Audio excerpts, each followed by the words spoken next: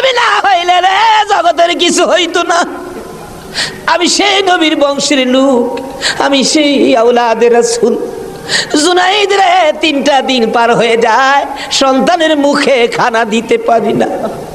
অসহ্য হইয়া জীবন দিতে আসছি রে জুনাইদ, তুই পারবি নি আজকে আওলাদে রাসূলের মুখে হাসি ফুটাইতে, আজকের এই ময়দানে রাসূলের বংশের কাছে পরাজয় বরণ করতে। জুনাইদ বলেন, ওই লোকটাই আমার সাথে কথা বলে সামনে দাঁড়াইয়া, আমি শুনি পিছন দিয়ে আমার নবী মদিনার থেকে ডাকে, জুনাইদ রে পারবি নি রে আমি আওলাদে রাসূলের মুখে হাসি ফুটাইতে। এবার জুনাইদ 2টা চোখের পানি জর্জর করে ছেড়ে দিলেন। লেফারি সাহেব বাঁশি বাজাও গো, জীবনের খেলা হবে। বাঁশি বাজাইলেন, খেলা শুরু হলো। আওলাদে রাসূল জুনাইদের গায়ে আঙ্গুলটা লাগাইলে জুনাইদ চিত হয়ে জমিনে পড়ে গেছে। লোকেরা বলেন মানি না, আবার লাগাও। আবার লাগাইলে আঙ্গুল লাগাইলে জমিনে পড়ে গেছে। লোকেরা বলেন মানি না, আবার লাগাও, বুঝে আসে না। আমার নবী বলেন, জুনাইদ রে এই খেলা কিন্তু ফাইনাল খেলা। আমার নবীর ডাকে জুনাইদ কানটা পেতে শুনে জবাব দেন, ইয়া রাসূলুল্লাহ জীবন দিবই, আপনার ভালোবাসা ছাড়বো না। আরে নবীর প্রেমের পাগল যারা প্রেম খেলা খেলে, হাইরে নবীর প্রেমের পাগল যারা প্রেম খেলা খেলে, নবীর প্রেমে ওয়াজ করনি দন্ত দেয় ফেলে, নবীর প্রেমে ওয়াজ করনি দন্ত দেয় ফেলে, নবীর প্রেমের পাগল যারা প্রেম খেলা খেলে, হাইরে নবীর প্রেমের পাগল। হানজালা পাগল ছিল নবীর প্রেমে জীবন দিল, হানজালা পাগল ছিল নবীর প্রেমে জীবন দিল, গোসল করাইলো তারে ফেরেশতার দলে, গোসল করাইলো তারে ফেরেশতার দলে, নবীর প্রেমের পাগল যারা প্রেম খেলা খেলে, আইরে নবীর প্রেমের পাগল যারা প্রেম খেলা খেলে। পাগল ছিল আবু বকর প্রেম দরিয়াই দিল সাঁতার, পাগল ছিল আবু আর প্রেম দরিয়াই দিলেন সাঁতার, হাসর মিজান পারি দিবে সেই প্রেমের বলে, হাসর মিজান পারি দিবে সেই প্রেমের বলে, নবীর প্রেমের পাগল যারা প্রেম খেলা খেলে, হাইরে নবীর প্রেমের পাগল। বলতেছিলাম আওলাদে রাসূলের প্রেম আর ভালোবাসায় জুনাইদ খেলার মাঠে জীবন দিয়ে দিলেন, হাইরা গেলেন। জীবনের সকল মান সম্মান বিলীন করে দিয়ে আওলাদে রাসূলের মান বাড়াইয়া দিলেন। লোকেরা বলেন, জুনাইদ গো এ বাদশার দরবারে আর যাইও না, মজার খানা আর পাইবা না, মোটা অঙ্কের বেতন তোমাকে আর দেওয়া হবে না, এ বাদশার কাছে আর যাইতে পারবা না। জুনাইদ মাথাটা নিচে দিয়ে 2টা চোখের পানি ছেড়ে ছেড়ে ডাকে, রে মাঠের ময়দানের লোকেরা, আমি এই বাদশার দরবারে আর যাইতে চাই না, আমি দুজাহানের বাদশার দরবারে রওনা হয়েছি। পানি ছেড়ে ছেড়ে বাড়ির ভিতরে ঢুকলেন। লোকেরা জিগায়, জুনাইদ গো এইভাবে কেন কান্দো বুঝতে পারতেছি না।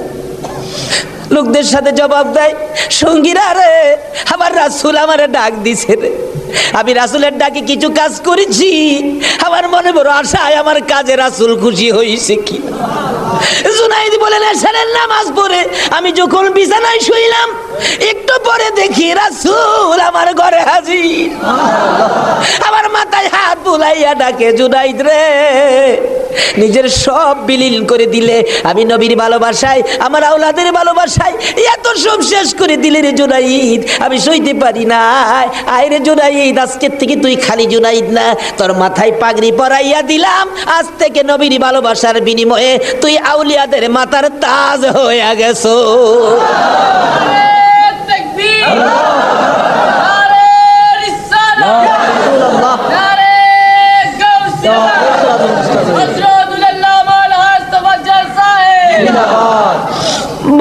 বলতেছিলাম আওলাদে রাসূলের ভালোবাসায় যদি পালোয়ান আল্লাহর ওলি হয়ে যায়, আর যেই নবীকে বলেছেন, যেই নবী ঘোষণা দিয়েছেন, হুসাইন তুমি আমার আমি তোমার, তোমাকে যে কষ্ট দেয় সে যেন আমাকে কষ্ট দেয়, তোমাকে যে ভালোবাসবে সে যেন আমাকে ভালোবাসলো। বলুন আজকে যারা হুসাইনের ভালোবাসায় বসে আছেন গো, বলুন আমার নবী ভালোবাসা দিবে কিনা? আমার নবী যাকে ভালোবাসে আল্লাহ তাকে ভালোবাসবে কিনা বলুন তো? লম্বা ঘটনা, কারবালার ওয়াজ 1 বছর করে শেষ করা যাবে না। আমি সংক্ষেপ করে মেন কথাগুলো আপনাদের সামনে তুলে ধরতেছি। এবার আমার নবী বলেন, ফাতেমা রে, ফাতেমা, আমার 2 নাতিকে নিয়ে তুমি ঘরের ভিতরে যাও। আমার কেন জানি কলিজায় আগুন জ্বলছে, আমি হাসাইন হুসাইনকে দেখলে আমার সহ্য হয় না। হাসাইন হুসাইনকে নিয়ে যখন চলে যাই, আমার নবী কাঁদেন। জিবরাইল পাশে দাঁড়াইয়া বলেন, হুজুর গো কেন কাঁদেন? ও জিবরাইল, আমার 2 নাতি উম্মতের জন্য কুরবানি। হুসাইনের ঘটনায় আমার মন মানে না রে। হুসাইন কারবালার জমিন, এই জমিনটা কই রে জিবরাইল? হে জমিনটা জানি কেমন রে, আমার হুসাইন কোন জায়গাটাই জানি গড়াগড়ি করে কাঁদবে। সঙ্গে সঙ্গে জিবরাইল 1 মুষ্টি মাটি নিয়ে দিলেন। হুজুর দেখেন তো, এই মাটিটা নাকে লাগাইয়া দেখেন কিসের গন্ধ করে। রাসূল নাকে লাগাইয়া চোখের পানি ছেড়ে দিলেন। জিবরাইল রে, এই মাটির মধ্যে দিয়ে আমার হুসাইনের রক্তের গন্ধ করে। হুজুর, এই মাটি হইল কারবালার মাটি। লম্বা ঘটনা, মাটিগুলো নিয়ে ভাবতেছেন কি করব।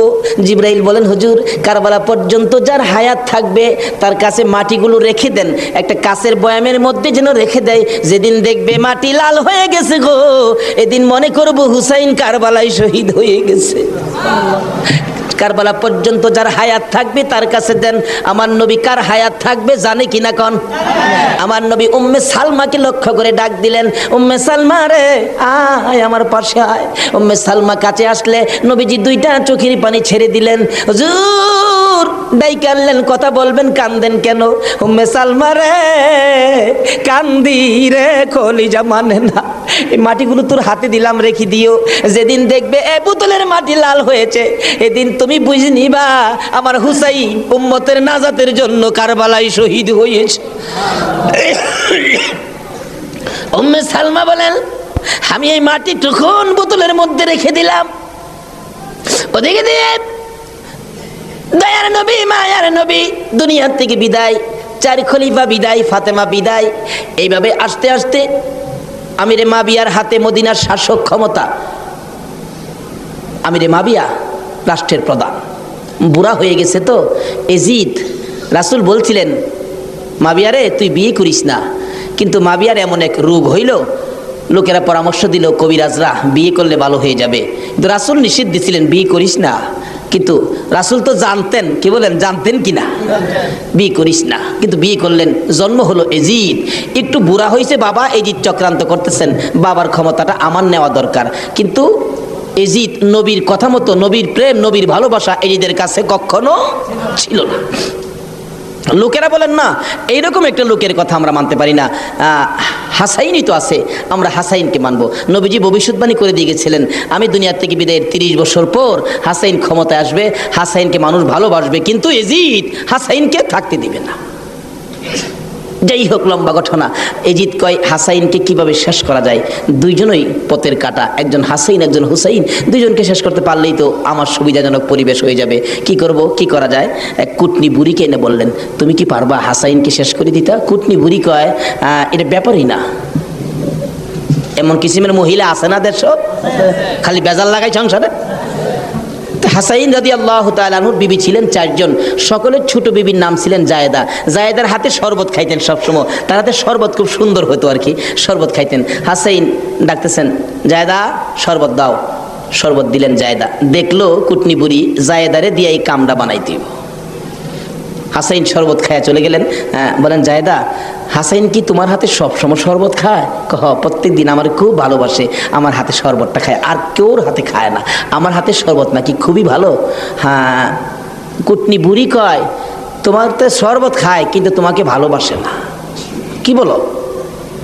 আমি জানি ভালোবাসে, কই তুমি জানলে কি হবে, আমরা দূরের থেকে যা দেখি তোমারে সবচেয়ে কম ভালোবাসে। একটা কাম করো, মেয়েরা কিন্তু খুব সরল মানুষ, সহজে বুঝ মাইনা যায়। একটা কাজ করো, কি আমি বিষ দিয়া যামু, বিষ খাওয়াইয়া হাসাইনকে মাইরা দাও, এজিদ হবে এদেশের প্রেসিডেন্ট বাদশাহ, আর তুমি হবে রানী। সহজে বুঝ মানলেন, সরল মানুষ তো। বিষ দিলেন, শরবতের সাথে দিয়ে খাওয়াইলে হাসাইন পিপাসিত ক্লান্ত, জায়েদা শরবত দাও। শরবতের সাথে বিষ দিলেন, খাইলেন। খাওয়ার পরে বলতেছে জায়দা আজকে শরবতটা যেন কেমন কেমন লাগে, কি যেন গন্ধ করতেছে। জায়দা বলেন না তো কিচ্ছুই না, কিন্তু দেখা গেল কিছুক্ষণ পর হাত পাগুলি অবশ্যই আসতেছে, সমস্ত চেহারা লীল হয়ে গেছে, খালি জিহ্বাটা নড়তেছে, দুইটা চোখের পানি ছেড়ে দিছে। জায়দা বুঝিছি আজকে বুঝি নানার উম্মতের নাজাতের জন্য মায়ের দোয়া বুঝি আজকে কবুল হয়ে যাবে। জায়দা রে না না তোরে কিছু বলবো না, আমার ভাই হুসাইন কই, হুসাইনকে ডেকে ডেকে আমার পাশে আনো। হুসাইন খবর পাইয়া দৌড়াই আইসা দেখে বড় ভাইয়ের সমস্ত চেহারা সবুজ হয়ে গেছে। একটা চিৎকার মারছে, মা মা গো তোমার দোয়া বুঝি আজকে কবুল হয়ে যায়। দৌড়ে যাইয়া হাসাইনের গলায় ধরছে, ভাই রে ভাই কে তোমার এই অবস্থা করেছে, আমি হুসাইন তার প্রতিশোধ নিব। হাসাইন টাইনা টাইনা গলায় ধরে দুই গালে চুমাইতেছে, ছোট ভাই তো ভাইরে প্রতিশোধ নিস না, নানার উম্মতের জন্য মায়ের দোয়া কবুল হয়ে গেছে। হাসাইন একটা কথা তোরে বলে যায়, কিছুদিন পর তোর উপরও বিপদ আসবে রে, আমার মায়ের দোয়া তোর বেলায় তো কবুল হয়েছে। হাসাইন যেদিন বিপদে আসবে রে কেউ তো তোর পাশে আসবে না রে হাসাই হুসাইন, এদিন আমি তো ভাই কাছে থাকতাম, আমিও তো দুনিয়ায় থাকতেছি না। হুসাইন রে বেশি বিপদে পড়ে যখন কলিজার মধ্যে অশান্তি লাগবে দুনিয়ার কাউরে ডাকিস না, নানা নানা কইয়া ডাকিস, কলিজায় শান্তি পাবে। হাসাইন দুনিয়ার থেকে বিদায়, জি চক্রান্ত করে হুসাইনকে কিভাবে মারা যায়, হাসাইনকে মদিনায় ফালাইয়া, হুসাইনকে তো মদিনায় মারা যাবে না, চক্রান্ত করে ইবনে জিয়াদকে ডাক দিলেন। কুফা নগরীর গভর্নর তুমি একটা কাজ করো, আমি ডাকলে তো আসবে না, কুফা নগরীর মানুষ দিয়া তুমি ডাইকা নিয়ে আসো হুসাইনকে কুফায়। কুফায় আনার পর হুসাইনকে আমরা শেষ করে দিব, আর আমাদের পথের কাটা থাকবে না। ইবনে জিয়াদ বলেন কথা তো রাইট, চিঠি পাঠাও। চিঠি পাঠাইতে পাঠাইতে 40,000 চিঠি মদিনায় পাঠাইছে। হুসাইন চিঠি দেখে মুরব্বীদের কি বলতেছেন চিঠি আসছে কুফায় যাইতে, যাবো কিনা বলেন। মুরব্বীরা চিঠি দেখে বলেন, হুসাইন রে কুফার চিঠির রং ভালো দেখা যায়, কুফার তরবারির ব্যবহার ভালো হবে। হুসাইন আমরা অন্তত পক্ষে তোমাকে যেতে দিব না, হাসাইনের ব্যথাই তো আমরা বলতে পারি না, তোমাকে যেতে দিব না। 40,000 চিঠি, বলুন কয় হাজার চিঠি? মুরব্বীরা বলে এত চিঠি আছে, দাঁড়াও দেখি একটু পরামর্শ করে। একটা মিটিং করলেন, হুসাইনের পক্ষ থেকে কুফায় তোমরা কে যাইবা? আমাদের নিজেদের লোক যায়, হুসাইন পক্ষ থেকে একটা লোক কুফায় যায়, নিজেদের লোকের কোনো খবর যদি পায় তাহলে আমরা হুসাইনকে যেতে দিব, ও তাদের কথায় হুসাইনকে দেব না, আমরা নিজেরা পরিবেশ বুঝবো। কে যাইবা? একজন লোক দাঁড়াইলেন, ইতিহাস বলেন যার নাম হলো মুসলিম বিন আকিল। মুসলিম বিন আকিল দাঁড়ায় বললেন আমি যাব হুসাইনের পক্ষ থেকে। তার দুইটা বাচ্চা ছিল, মোহাম্মদ ইব্রাহিম, সোনার পুতুলের মতো দুইটা বাচ্চা, ছোট ছোট। বলে আব্বা আপনি যদি চলে যান তাহলে আমরা তো মা নাই, আমরা কার কাছে থাকবো? তাদের মা মারা গেছে, কই থাকবো আমরা? তাইলে তোমরাও চলো। 3 জনের কাফেলা করে কুফা নগরীতে গিয়ে পৌঁছলেন হুসাইনের পক্ষ থেকে। হুসাইনের পক্ষের লোক পায়া কমপক্ষে 30,000 লোক হুসাইনের নামের উপর মুরিদ হইলেন, বাইয়াত গ্রহণ করলেন। ভাই সাহেব বাইয়াত মুরিদ হওয়া সুন্নাত রাসূল। আবার কেউ কেউ আছে মুরিদ বাইয়াত লয়া টিটকারি মশা, পীরের কাছে মুরিদ হবেন, কত মজার খেলা যে খেলে, আল্লাহর ওলির আল্লাহর সাথে কত খেলা যে খেলে। আল্লাহ কয় এইটা নো ফতোয়া লাগাইস না, মাসলা লাগাইস না, এটা আমার খাস বান্দা, খাস জাগাত কোনো দলিল লাগে না, জোরে জোরে খান সোহা। এক আলেম গেছে মুরিদ হইতো হক্কানি এক পীর সাহেবের কাছে, এক আল্লাহর ওলির কাছে গিয়া হুজুর মুরিদ হইতে আইছি। আলেম কইতেছে বাবা মুরিদ যে হইতে আইছো, মুরিদ হইলে তো পীরের কথা মানুন লাগে। হুজুর পীরের কথা তো মানতে হবে, মানবো, তাহলে শোনো আজকে তুমি এশারের নামাজটা পড়তে পারবা না। আচ্ছা এই কথা কইলে কি আপনারা মানবেন? হগল পীরে কয় নামাজ পড়তে হইব, আপনি কোন নামাজ পড়তে পারবে না। আরে বাবা সব সময় তো তুমি পড়বা, আজকের এশারের নামাজটা খালি তুমি বাদ দিবা। অন কেন কইছে এটা তো শরীয়তল আর বুঝে না, কিন্তু মারফতলা তো জানে এটার মধ্যে কিছু আছে। বলবো ভাই সাহেব, কষ্ট হইতেছে আপনাদের? হুজুর কোন কি? হ্যাঁ আজকে এশারের নামাজটা পীরের কথা মানবা না? তা তো মানতে হবে। আচ্ছা ঠিক আছে, বাড়িতে যার কয় নামাজ যদি বাড়িতে পড়ে লাই আপনি কি হুজুর দেখবে? আমি তো সেই। আচ্ছা যে বেটা পীর হয়েছে এই বেটা কি খবর রাখে না? রাখে না? এই চিটাগাঙ্গের পীর আমরা ভৈরবের খবর রাখতে পারে না? কশ্যপ কয়, কাসিম কয়, আমাদের এলাকায় কাটটাও কয়। কাটটা কসম কাটটিম যা আছে সব ঘুরে গেরা জিনিস একটা, ওই কি কর এই কাঠটা নাকি কচ্ছপ নাকি বর্ষাকালে পানির সাথে গ্রামে গঞ্জে গ্রামের বাড়ি ঘরে যায় পানির সাথে আশ্রয় নেই, আসার সময় মাটির নিচে ডিম পাইরে আসে। কথাটা কি বুঝাইতে পারতেছি? মাটির নিচে ডিম পাইরে আসে, আসার সময় ডিমেরে বইলে আসে তোর জেডার সাথে আই পড়িস। কার সাথে আইতো? জেডা হইল জ্যৈষ্ঠ মাস, জ্যৈষ্ঠ মাসে প্রচন্ড বৃষ্টি হয়, তো বৃষ্টির পানিতে মাড়ি কাইটা যা, মাড়ি কাইটা গেলে ডিম ভাইরিব, বাচ্চা ফুটবো, এই কয়ে দেয় যে তোর জেডার সাথে আই পড়িস। এই 3.5 মাইল দূরে ডিম পাইরা বইলে আইছে জেডার সাথে আই পড়িস। ডিম তো ফুটতেই তো না। 3.5 মাইল দূরেতে আপনাদের কর্ণফুলী নদীর থেকে গিয়া ওই মাঝে মাঝে 3.5 মাইল ভিতরে ডিমের দিকে শীষ ধরে। 3.5 মাইল দূরের থেকে একটা কচ্ছপ যদি ডিমের উপরে তা দিয়া ডিমের বাচ্চা ফোড়াইতে পারে, আল্লাহর বন্ধুরা 3,500 মাইল দূরে থাকলেও একটা মুরিদের দিকে এই নজর দিতে পারবে কিনা কোন তো? 3.5 মাইল দূরেতে ডিমের দিকে তা দেয় শীষ ধরে, এই তাই ডিম ফুইটা জ্যৈষ্ঠ মাসও জেডার লগে পানির সাথে বাইসাই। এই ক্ষমতা আল্লাহর ওলিদের আছে কিনা বলুন তো? এটা কে দিছে? আর জোরে কোন? সে আল্লাহর ওলি বলছেন, বাবা আজকে এশারের নামাজটা পড়িস না, যা। যার কয় হুজুর পড়তাম না, তো কইলেন আপনার সাথে, বাড়িতে গিয়ে পয়রা লাইলে কি আর আপনি দেখবেন? আল্লাহর ওলি দেখবে কি না? বাড়িতে গিয়ে কয় হুজুর কইছে নামাজটা ছাইরা দিতাম, হুজুরের কথা তো মানতে হবে, একবারে সব না ছাইরা খালি ফরজটা পয়রা লাই, একবারে কেমনে বাদ দিলাই, সারা জীবন নামাজ পড়লাম, আজকে নামাজটা কেমনে বাদ দিলাই, শুধু ফরজটা পয়রা ঘুমাই রইছে। রাত্রে নবীজি আইসা ডাকতেছে, কিরে আজকে আমার সুন্নত ছাইরা দিলি? পীরের কথা হই না, কি করলাম, আফসোস। অথচ কোন খেলা খেলাইছে এটা গেলাম, হ্যাঁ এখনো বুঝছে না।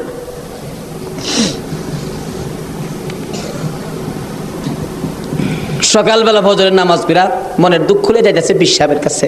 পিসাব দূরে থেকে কয় কি ফেস বুঝি লাগছে, তাহলে বোঝা গেল খবর পিসাবের কাছে। হুজুর আর কথা কইেন না, আপনি না করছেন নামাজ পড়তাম, কত তুই বেটা নামাজ পড়ছস কে? আরে কই কি আমি নামাজ পড়ছি না করছি আপনি জানেন কেমনে? বেটা খালি সুন্নতটা বাদ দিছস, তোর খেয়াল নাই ফরজটা যে পড়ছস, আমি কি জানি না মনে করছস? হুজুর ফিরে লাইছে, হুজুর কি ফেস হয়েছে জানেন কি? আমি খালি আপনি তো কইছেন নামাজ পড়িস না, একবারে কেমনে বাদ দেয়, আমি ফরজটা পড়ে ঘুমাই রয়েছি, সুন্নতটা পড়ি নাই, এই জন্য রাত্রে আইসে হুজুর আমারে ডাকতেছে নবীজি, কি রে আজকে আমার সুন্নত বাদ দিলাইলি? হুজুর এই সর্বনষ্ট হইছে। নবীজি এসে ডাকতেছে, আল্লাহর ওলি কয় বেটা এইটার লেগিতে কইছিলাম, আজকে যদি ফরজটা সহ ছাইরা দিতে, আজকার নামাজটা খালি ছাইরা দিতে, সুন্নতটা বাদ দিও না, নবীজি আইসা তোরে ডাকতেছে, যদি ফরজটাও বাদ দিতে আমার কথায় আমার আল্লাহ আয়া তোরে ডাকলো। ভাই সাহেব এটা বুঝতে গেলে শরীয়তের মাদ্রাসার পরে মারিফতের মাদ্রাসায় ভর্তি হতে হবে। জানি চট্টগ্রামটা পীর মাসের দিক দিয়া বাংলাদেশের মধ্যে আপনারা উপরে আছেন, এই জন্য আমরা আপনাদেরকে শ্রদ্ধা করি। আল্লাহ হায়াত দেখ সকলকে, সকলে বলুন আমিন। যাই হোক ওইদিকে আমার আলোচনা না, আমার আলোচনা হলো কারবালা। যাই হোক কারবালার দিকে পৌঁছে গেছি, আধা ঘন্টা সময় দিতে রাজি আছেন না আপনারা? আসুন হাইরে কারবালা, যাচ্ছি এবার কারবালা। এবার চিঠি পাইলেন কয় হাজার? মুসলিম বিন আকিল চলে গেলেন, 30,000 লোক মুরিদ হলেন, বাইয়াত গ্রহণ করলেন। খালি কয় মুসলিম বিন আকিল হুসাইনকে কুফায় আনেন না, আমরা হুসাইনকে দেখতাম। তো কুফা নগরী বড় মসজিদে বসে মুসলিম বিন আকিল চিঠি লিখলেন, হুসাইন আর কোনো ভয় নাই, এখানে পরিবেশ আপনার জন্য পাগল, আসলেও পাগল, কিন্তু খারাপ তো খালি এজিদের বংশ। চিঠি পাওয়া মাত্র আপনি চলে আসেন। চিঠি গিয়ে পৌঁছে মহরমের 1 তারিখ। হুসাইন 6 মাসের শিশু আলী আসগর সহ মেয়ে পুরুষ মিলে 72 জনের কাফেলা নিয়ে রওনা হলেন কুফার দিকে, যেহেতু চিঠি পাইছে মুসলিম বিন আকিলের হাতে। ওদিক দিয়ে যেই চিঠি পাঠাইছে শুনছে, ইবনে জিয়াদ এজিদের পক্ষের লোক আইসা সবাইকে সরিয়ে দিয়ে, লম্বা ঘটনা, মুসলিম বিন আকিলকে মসজিদের বারিন্দার মধ্যে ফালাইয়া গলায় ছুরি চালাইয়া জব করে দিলেন। মুসলিম বিন আকিলের 2টা ছোট্ট ছোট্ট বাচ্চা ছিলেন, মোহাম্মদ ও ইব্রাহিম। দুইটা বাচ্চা 12 বছর 13 বছর সোনার পুতুল। খবর পাইলেন বাবাকে জব করে দিয়েছে, দৌড়াইয়া পালাই রে জঙ্গলায় যায় লুকায়। দুই ভাই পরামর্শ করে, আমরা দুই ভাইকে যদি ধরতে পারে রে আমাদেরকেও জব করে ফেলবে, বাচ্চা মানুষ। এদিক দিয়ে ঘোষণা হলো মোহাম্মদ ইব্রাহিম মুসলিম বিন আকিলের দুইটা সন্তান যদি মদিনায় চলে যায় খবর দিবে, হুসাইন তো আসবে না, দুইটা ছেলেকে যে ধরে দিতে পারো 10,000 টাকা পুরস্কার। আমাদের হিসাব বললাম, লোকেরা তরবারি লইয়া ঘুরতেছে মোহাম্মদ ইব্রাহিমের তালাশে। ওই দুইটা বাচ্চা পূর্ণিমার চাঁদের মতো চেহারা, সারাদিন লুকাইয়া থাকে, রাত্র হলে মরুভূমির পথ দিয়ে দৌড়ে আর কান্দে আর ডাকে মদিনার পাখিরা রে আয় মদিনার খবর, একটা খবর নিয়ে যা, কুফা নগরীর অবস্থা ভালো না, আমাদের বাবা মুসলিম বিন আকিলকে কুরবানি করে দিয়েছে, আমরা দুই ভাইকে খুঁজতেছে, রাস্তা পাই না, কোথায় যাব, হুসাইন যেন কুফায় না আসে, খবর নিয়ে যা। এভাবে একদিন এক রাত, 2 দিন 2 রাত, 3 দিন পার হইয়া 3 রাত্রের বেলা দুইটা ভাই একটা খেজুরের বাগানের মধ্যে বসেছিল, রাত্রে দৌড়াবে মদিনায় যাবে, কিন্তু পেটের খিদা, পানির পিপাসা, আর হাঁটতে পারে না। ছোট ভাইটা বড় ভাইয়ের গলায় ধরে কাঁদতেছে, ভাই কলিজা শুকাইয়া গেছে রে, একটা কাজ সামনে যাইতে পারবো না। দুইজন গলাগুলি করে খেজুরের বাগানের মাঝখানে ঘুমিয়ে গেছে। এই খেজুরের বাগানের মালিকের নাম ছিল হারেস। হারেস নিজেও তরবারি লইয়া ঘুরতেছে। সকালবেলা হারেসের বিবি যাই বাগান দেখবে, যাইয়া দেখে বাগানের মাঝখানে সাপ বিচ্ছুর ভয় থাকে, কিন্তু এই ভয়ের মাঝখানে দুইটা পূর্ণিমার চাঁদের মতো সন্তান ঘুমাইয়া রইছে। আস্তে আস্তে কাছে যাইয়া ছোট্ট ভাইটার মাথায় হাত দিলে, চোখ খুলে দেখি কুফার মহিলা, চিৎকার মারছে, ভাই গো আর ঘুমাইস না, কুফাবাসী আমরার খবর পেয়ে ফেলছে, মদিনায় বুঝি আর যাওয়া হবে না, তুমি আমার মা লাগো, আমার মা নাই, বাবা নাই, আমরা মদিনার সন্তান, আমরা মদিনার আওলাদ, কুফাবাসীর কাছে আমাদের খবর দিও না। মহিলাটা বলতেছেন, মহিলাদের মায়া বেশি, আয় বাবা তোমাদের তালাশে, আমার স্বামীও ঘুরতেছে, এখানে থাকলে কেউ না কেউ তোমাদেরকে দেখে ফেলবে, আসো আমার বাড়িতে নিয়ে লুকাইয়া রাখি, সন্ধ্যা হলে আমি নিজে মদিনায় লইয়া যাইব। মা বোনেরা, এমন একটা ভালোবাসা দাও না গো এই মহরমের চাঁদে। সন্ধ্যা হইবার আগে বাচ্চা দুইটা রান্না করে রাখছিল, ছোট্ট ভাইটা ঘুম থেকে উঠে বসে বসে কান্দে, মা মা কইয়া। বড় ভাইটা ঘুম থেকে উঠে ডাকে, কান্দিস না রে, কান্দার আওয়াজ শুনলে আমাদের জীবন থাকবে না। এমন সময় হারেস দৌড়ে আসছে ঘরের মধ্যে খানা খাওয়ার জন্য, খানা খাইতে বসে ডাকতেছে, বিবি গো জলদি করে খানা দে, কে জানি পুরস্কারের বাগি হইয়া যায়। এমন সময় রান্না করে কান্দার আওয়াজ শুনলে ডাকতেছে, বিবি রান্না করে কে কান্দে? বিবি বলেন, তোমার ঘরে নয়, অন্য ঘরে কান্দে। বিবি রে, আমার ঘরে কান্দার আওয়াজ শোনা যায়। বিবি মিথ্যা কথা কোস, আমার ঘরে কান্দা।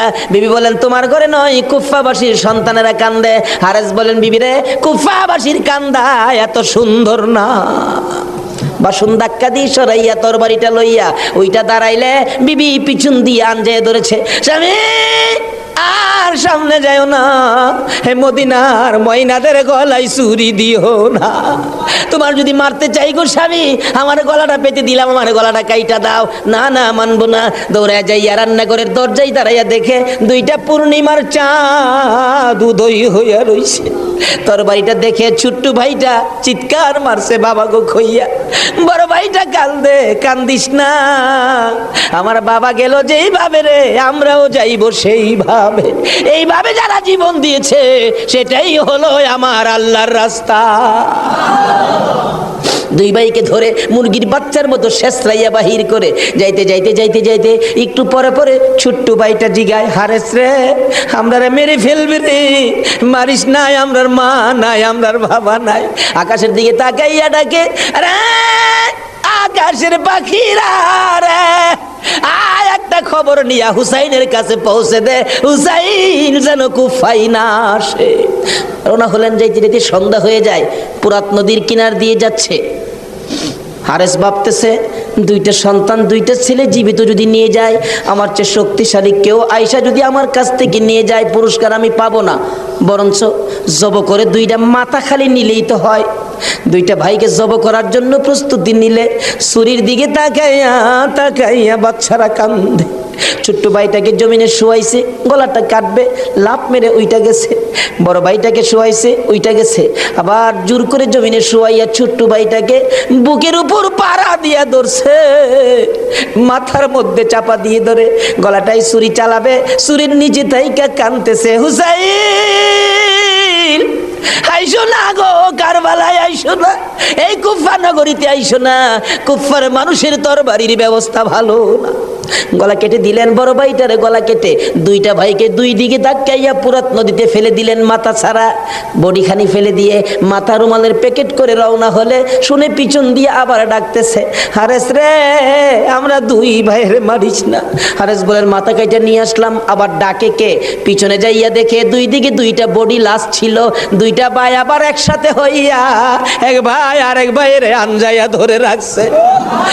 আমার আল্লাহ বলেছে আমার রাস্তায় যারা জীবন দেয় রে তারা মরে না, তারা মরে না রে, তারা জীবিত। এই দুই ভাই প্রমাণ করে দিলেন তারা জীবিত। ওদিকে যায় না, ওদিক দিয়ে যাইতেছে এজিদের দরবারে পুরস্কার আনবে, এদিক দিয়া ইমাম হুসাইন 72 জনের কাফেলা লইয়া গো আস্তে আস্তে কারবালার জমিনে এসে পৌঁছে সন্ধ্যা হয়ে যায়। রাস্তা চিনে না। হুসাইন বলেন তাবু গাড়ো, সকালবেলা কুফার দিকে রওনা হব। তাবু গাড়তে গেলে জমিনে কূপ দেয়, মাটির থেকে রক্ত বাহির হয়, গাছের ডালে আঘাত করে গাছের ডাল থেকে রক্ত বাহির হয়। সঙ্গীরা বলেন হুসাইন ব্যাপারটা বুঝতে পারতেছি না। হুসাইন বলেন রাখো রাখো, এখানে কি কাউরে পাই কিনা জিজ্ঞেস করলেন এই জায়গাটার নাম কি? একজন লোক বলেন আপনারা কোত্থেকে আসছেন? আমরা মদিনার থেকে আসছি। এই জায়গাটার নাম কি? জায়গাটার নাম কারবুলা। হুসাইন একটা চিৎকার মারছে, সঙ্গীরা রে তাবু গাড়ো। আমার নানা বলেছে রে, নানার উম্মতের জন্য আমি হুসাইন কারবালাই নাকি শহীদ হব। মুহররমের 7 তারিখ তাবু গাড়লেন। সন্ধ্যা হইলে তাবু গাড়লে রাত্র শেষ হওয়ার আগে 4000 এডিদি শুনল নিরস্ত্র মুসলমানের চারপাশে ঘেরাও করেছে। আজকে সেই নিরস্ত্র মুসলমানের উপর ইরাকের জমিনে বলুন তো আক্রমণ হচ্ছে কিনা? সকালবেলা ডাকে হুসাইন যুদ্ধ করো। হুসাইন বলেন আমি তো যুদ্ধ করতে আসি নাই, বেড়াইতে আসছি। যেতে দেখো চিঠি পাই আসছি বেড়াইতে, কোনো কথা মানবো না, যুদ্ধ করো। একদিন 2 দিন 3 দিন পার হইয়া মুহররমের 9 তারিখ দিবাগত 10 তারিখের রাত্রে শেষ চিন্তাধারা। হুসাইন তাবুর বাতিরা জ্বালায় বলতেছেন তোমরা কথা শোনো। কি এখানে অবস্থা ভালো দেখা যায় না, যুদ্ধ করার তো কিছু নাই, তোমরা আমার একটা কথা শোনো। কি? বাতিটা নিবাই দিলেন। নিবাই দিয়া বলতেছেন যে যেদিক দিয়া পারো কারবালা ছাইরা তোমার নিজেদের জান বাঁচাও, কিন্তু হুসাইন কারবালায় শহীদ নানার উম্মতের নাজাতের জন্য। সারা রাত কান্নাকাটি। পারবা? 9 তারিখ দিবাগত রাত্রে টিভির বর্তাটা বন্ধ রাখতে, রেডিওর চাবিটা বন্ধ রাখতে। হুসাইন কারবালায় সমস্ত লোকদেরকে 72 জনের কাফেলা নিয়ে কান্দে, আর আমরা সেই তারিখে টিভি চালাই। কিসের মহব্বত আর কিসের মায়া আর কিসের নামাজ তুমি পড়েছো?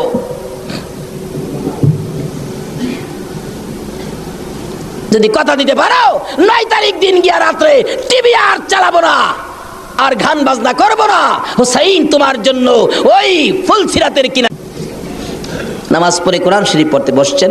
এমন সময় শাহার বানু 6 মাসের বাচ্চাটা নিয়ে ডাকতেছেন, স্বামী স্বামী গো 3 দিন পর্যন্ত খানা পিনা কিচ্ছু নাই তাবুতে, এই মরুভূমির গরমের তাপে বাচ্চাটার কলিজা পর্যন্ত শুকায় গেছে, দেখো জিহ্বাটা নাড়াইতে পারতেছে না, 6 মাস কথা বলতে পারে না, তো একটু পানি যদি খাওয়াইতে পারো মনে হয় বাচ্চাটা বেঁচে যাবে, না হয়তো বাচ্চাটা মরে যাবে। হুসাইনকে দাও দাও দাও, কোলে নিয়ে কাঁদতেছে আর ডাকতেছে, এই দিদি সৈন্যরা রে এরকম বাচ্চা তো তোদেরও আছে, দুষ করলে আমরা করছি, এই তো কোনো দুষ করে নাই, একটু পানি বাচ্চাটারে দে। আমার নানা না হইলে কিচ্ছুই হইতো না, এই পানি হইতো না, আজকে আমার নানার আওলাদ মারা যাবে পানির জন্য, একটু পানি দে, অনুরোধ তোদের কাছে একটু পানি বাচ্চাটারে দে, আমাদেরকে দরকার নাই, বাচ্চাটারে দে। এভাবে ডাকতেছে আর যাইতেছে। দূর থেকে একটা এদিকে সৈন্য হুসাইনের দিকে লক্ষ্য করে তীর মারলেন। তীর আইসা হুসাইনের গায়ে তো লাগলো না, হুসাইনের কুলে 6 মাসের শিশুর কলিজাটার মাঝখান দিয়ে তীর ঢুকে গেছে।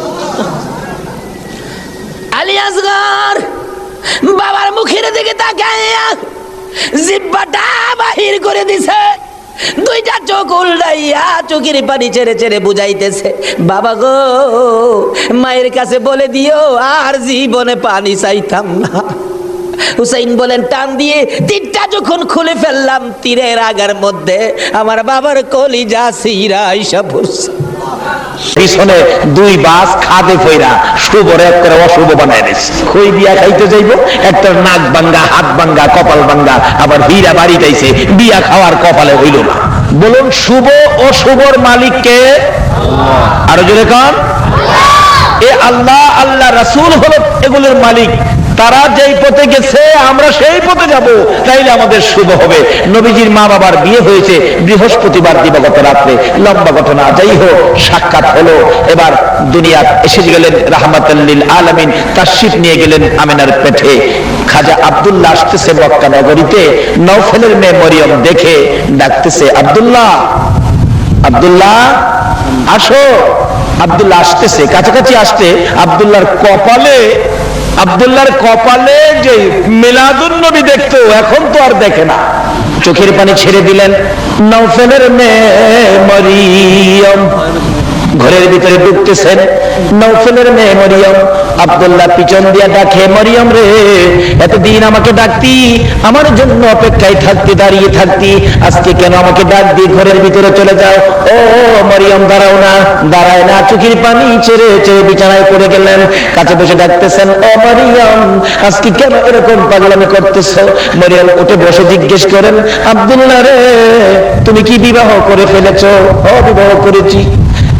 আব্দুল্লাহ, আর তোর কাছে মনের কথা বলে লাভ নাই, আর তোর দিকে তাকাবো না রে।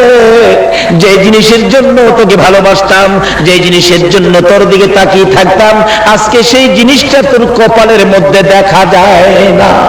রে আব্দুল্লাহ, কোথায় বিয়ে করেছো? বিয়ে করেছি মদিনায়। মেয়েটার নাম কি? মেয়েটার নাম আমেনা। মরিয়ম কান্দে, আমেনা গো, তোমার জীবন ধন্য হয়ে গেছিল। আব্দুল্লাহর বউ হবরে, আব্দুল্লাহর বিবি হবরে মনে বড় আশা ছিল। আব্দুল্লাহর বউ হইয়া রাহমাতাল লিল আলামিনের মা হব। আব্দুল্লাহ রে, রাহমাতাল লিল আলামিনের মা হতে পারলাম না, আমেনার ভাগ্য খুলে গেল রে। আব্দুল্লাহ যা রে, রাহমাতাল লিল আলামিনের মা যখন হতে পারলাম না, কসম খাইলাম রে, জীবনে আর কোনোদিন বিবাহ বসবো না। আমার আল্লাহ কয়, ও মরিয়ম, বিবাহ না বসলেও আমি তোর জন্য একটা ফাইসালা আমি করেছি। সেই ফাইসালা হাসরের দিন মরিয়ম নামের সকল মহিলাকে আমার আল্লাহ জান্নাতে দিয়ে দিবেন। মিলাদুন নবীর পক্ষে আসুন। বলতেছিলাম, নবী দুনিয়ার জমিনে এসে গেলেন। এইভাবে যা দেখতেছি, সবাই মহিলারা এই নবীকে চিনেছে। মহিলারা এই নবীর পক্ষে, মহিলারা নবীকে চিনে ফেলেছে, মহিলারা নবীকে বরণ করেছে। আসছেন দুনিয়াতে, প্রথম নাম্বারে চিনেছে মা আমেনা, নবীজিকে তুলে নিয়েছেন। রাহমাতাল লিল আলামিন মিলাদুন নবী বরণ করে নিয়েছে। দ্বিতীয় নাম্বারে যিনি এই নবীকে বরণ করে নিয়েছেন, ইনি হলেন মা হালিমাতুস সাদিয়া। জোরে জোরে কান সুবহানাল্লাহ। হালিমা বলেন, আমি যখন সন্তানের তালাশে বাচ্চার তালাশে মক্কা নগরীতে ঘুরে ঘুরে ডাকতাম, কে আছো? সন্তান কার ঘরে আছে? যার ঘরে যাই, কেউ আমাকে সন্তান দেয় না, খালি বলেন 2 দিন পরে আইসো। আর যারা দিত, তারা আমার অবস্থা দেখে আমারে দেয় না। আমি গরিব ছিলাম, কাপড় ভালো ছিল না, ছোয়ারি ভালো ছিল না, দুর্বল ছোয়ারি ছিল, আমি গরিব বলে আমারে কেউ সন্তান দেয় না। যাইতে যাইতে আমেনার ঘরের দরজার সামনে ডাক দিলাম, কে আছো বাড়িতে? সন্তান আদি আছে কিনা? আমেনা বলেন, আছে, সন্তান নিয়ে যাও। তার বাবারে পাঠাও, কথা বলি, কি দিবেন, কতদিন রাখবো? আমেনা চোখের পানি ছেড়ে দেন, কে গো তুমি? আমি হালিমা, আমি হালিমা। হালিমা রে, আমার সন্তানের বাবা নাই রে, আমার সন্তান এতিম। মা আমেনা বলেন, আমি যখন বলতাম আমার সন্তান এতিম এতিম, আমি দেখেছি আমার শিশু মুহাম্মদ আমার মুখের দিকে তাকাইয়া 2টা চোখের পানি ছেড়ে দেয়। আব্দুল মুত্তালিব এত আদর করতেন আমার নবীকে। আজকে বৃষ্টির জন্য দোয়া চাই, কত জায়গায় দোয়া, গত রাত্রে মাহফিলে দোয়া চাইছেন বৃষ্টির জন্য। আজকে এই নবীর মিলাদ যদি মাইনা নিতা গো, বৃষ্টির দোয়া লাগতো না, দোয়া ছাড়াই নবীর বরকতে বৃষ্টি পাইতা। নবীর আগমনের পর মক্কাবাসী সেই আব্দুল মুত্তালিবকে আবার ধরেছিলেন, বৃষ্টি হয় না। আব্দুল মুত্তালিব বলেন, মক্কার মানুষেরা রে, চিন্তা করিস না, বৃষ্টি পাওয়ার জন্য আমার একজন নাতি আছে, এই নাতির বিনিময়ে আমরা বৃষ্টি আনতে পারবো, তোমরা দাঁড়াও।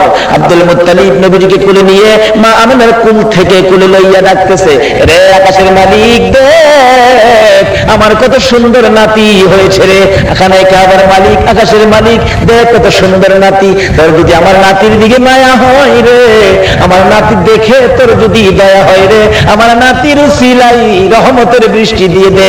আব্দুল মুত্তালিব বলেন, এই নাতিকে দেখাইয়া ডাক দিতে দেরি হলো, আকাশের বৃষ্টি হইতে দেরি হলো না। তারপরও কেন আমরা নবীর চিনি না, নবীর পক্ষে যাইতে রাজি না? শান্তি যদি পেতে চাও গো, এ শান্তির বাহক নবীর পক্ষে রওনা হইয়া যাও। হালিমা বললেন, আমি ডাক দিলাম, তার বাবারে পাঠাও, বাবা নাই, এতি। ও এতি, আমেনা, বুঝছি এতক্ষণ তোমার সন্তান রয়ে গেছে, কেউ নেয় না। ও তোমার সন্তান এতি, আমেনা গো বেরিয়ে আয়, তোর কপাল আর আমার কপাল বুঝি এক কপাল, তোর সন্তান এতিম, কেউ নেয় না, আর আমি গরিব দেখে আমারও কেউ দেয় না। সব মহিলাদের মধ্যে চলছে এ নবীর মিলাদ, মহিলাদের মধ্যে, এই জন্য মিলাদুন নবী নিয়ে মহিলাদের মধ্যে কোনো দ্বন্দ্ব নাই। দেখি তোর এতিম সন্তানটা কেমন, আমি একটু দেখি।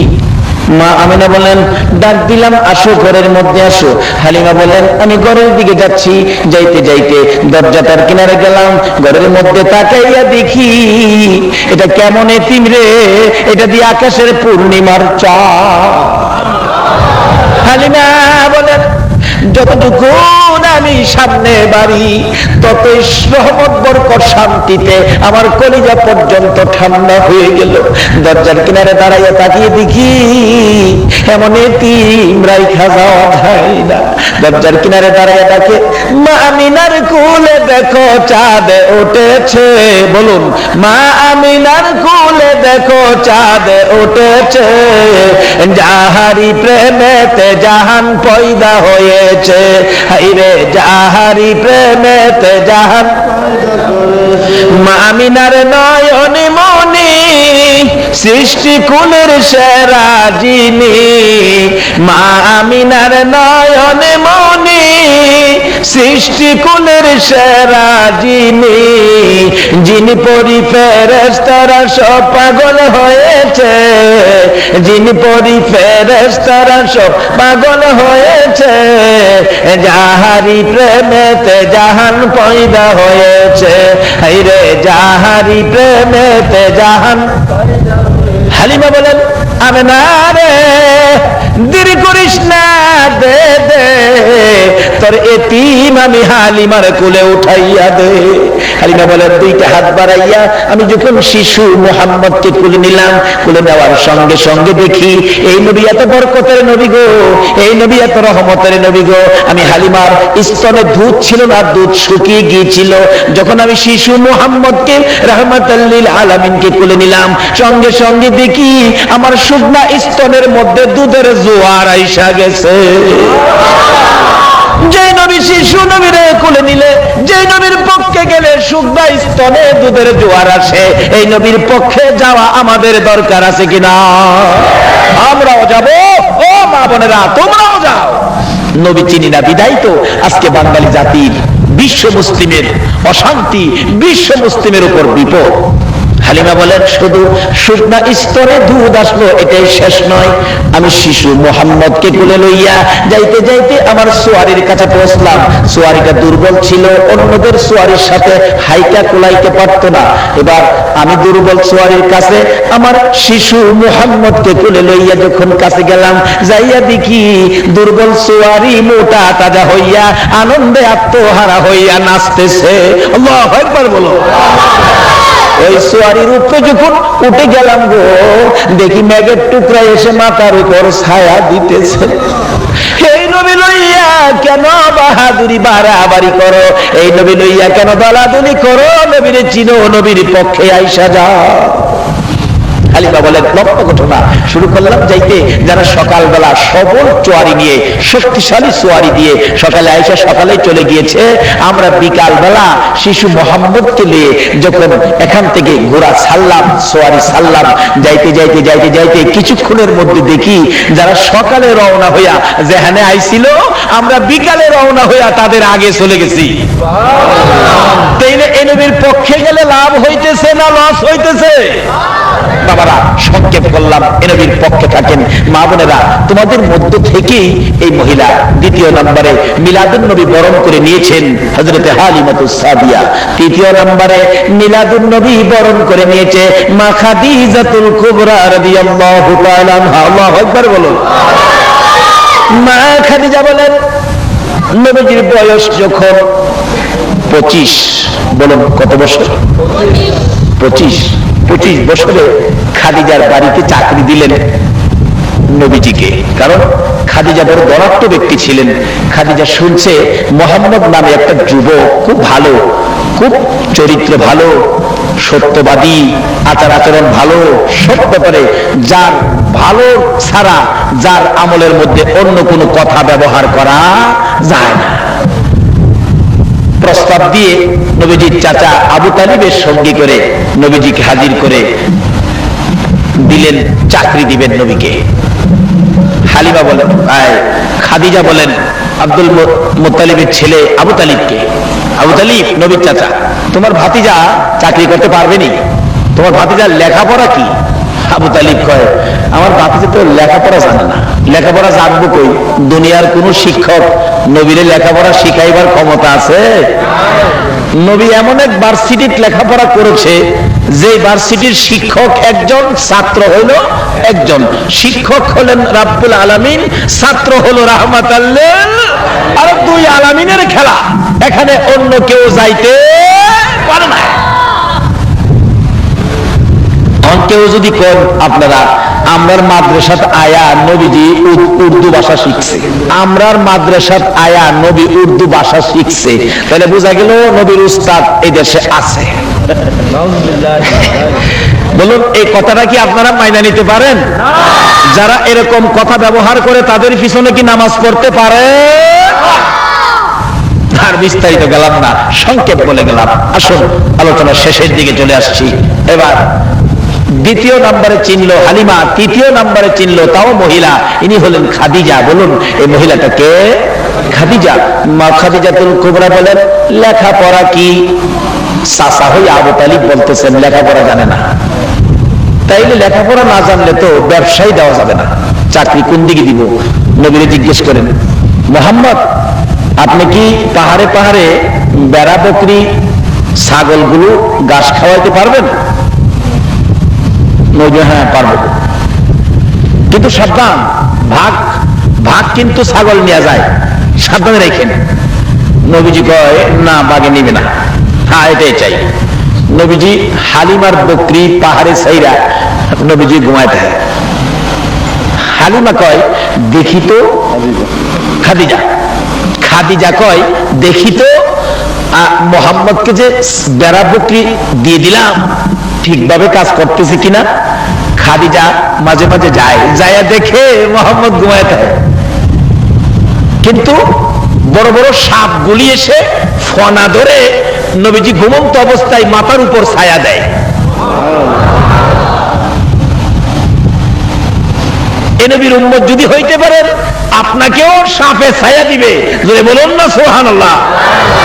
কিন্তু নবীর উম্মতের মধ্যে তো ক্লাস আছে, মিলাদুন নবীর পক্ষের উম্মত হইবেন না বিপক্ষের উম্মত হইবেন?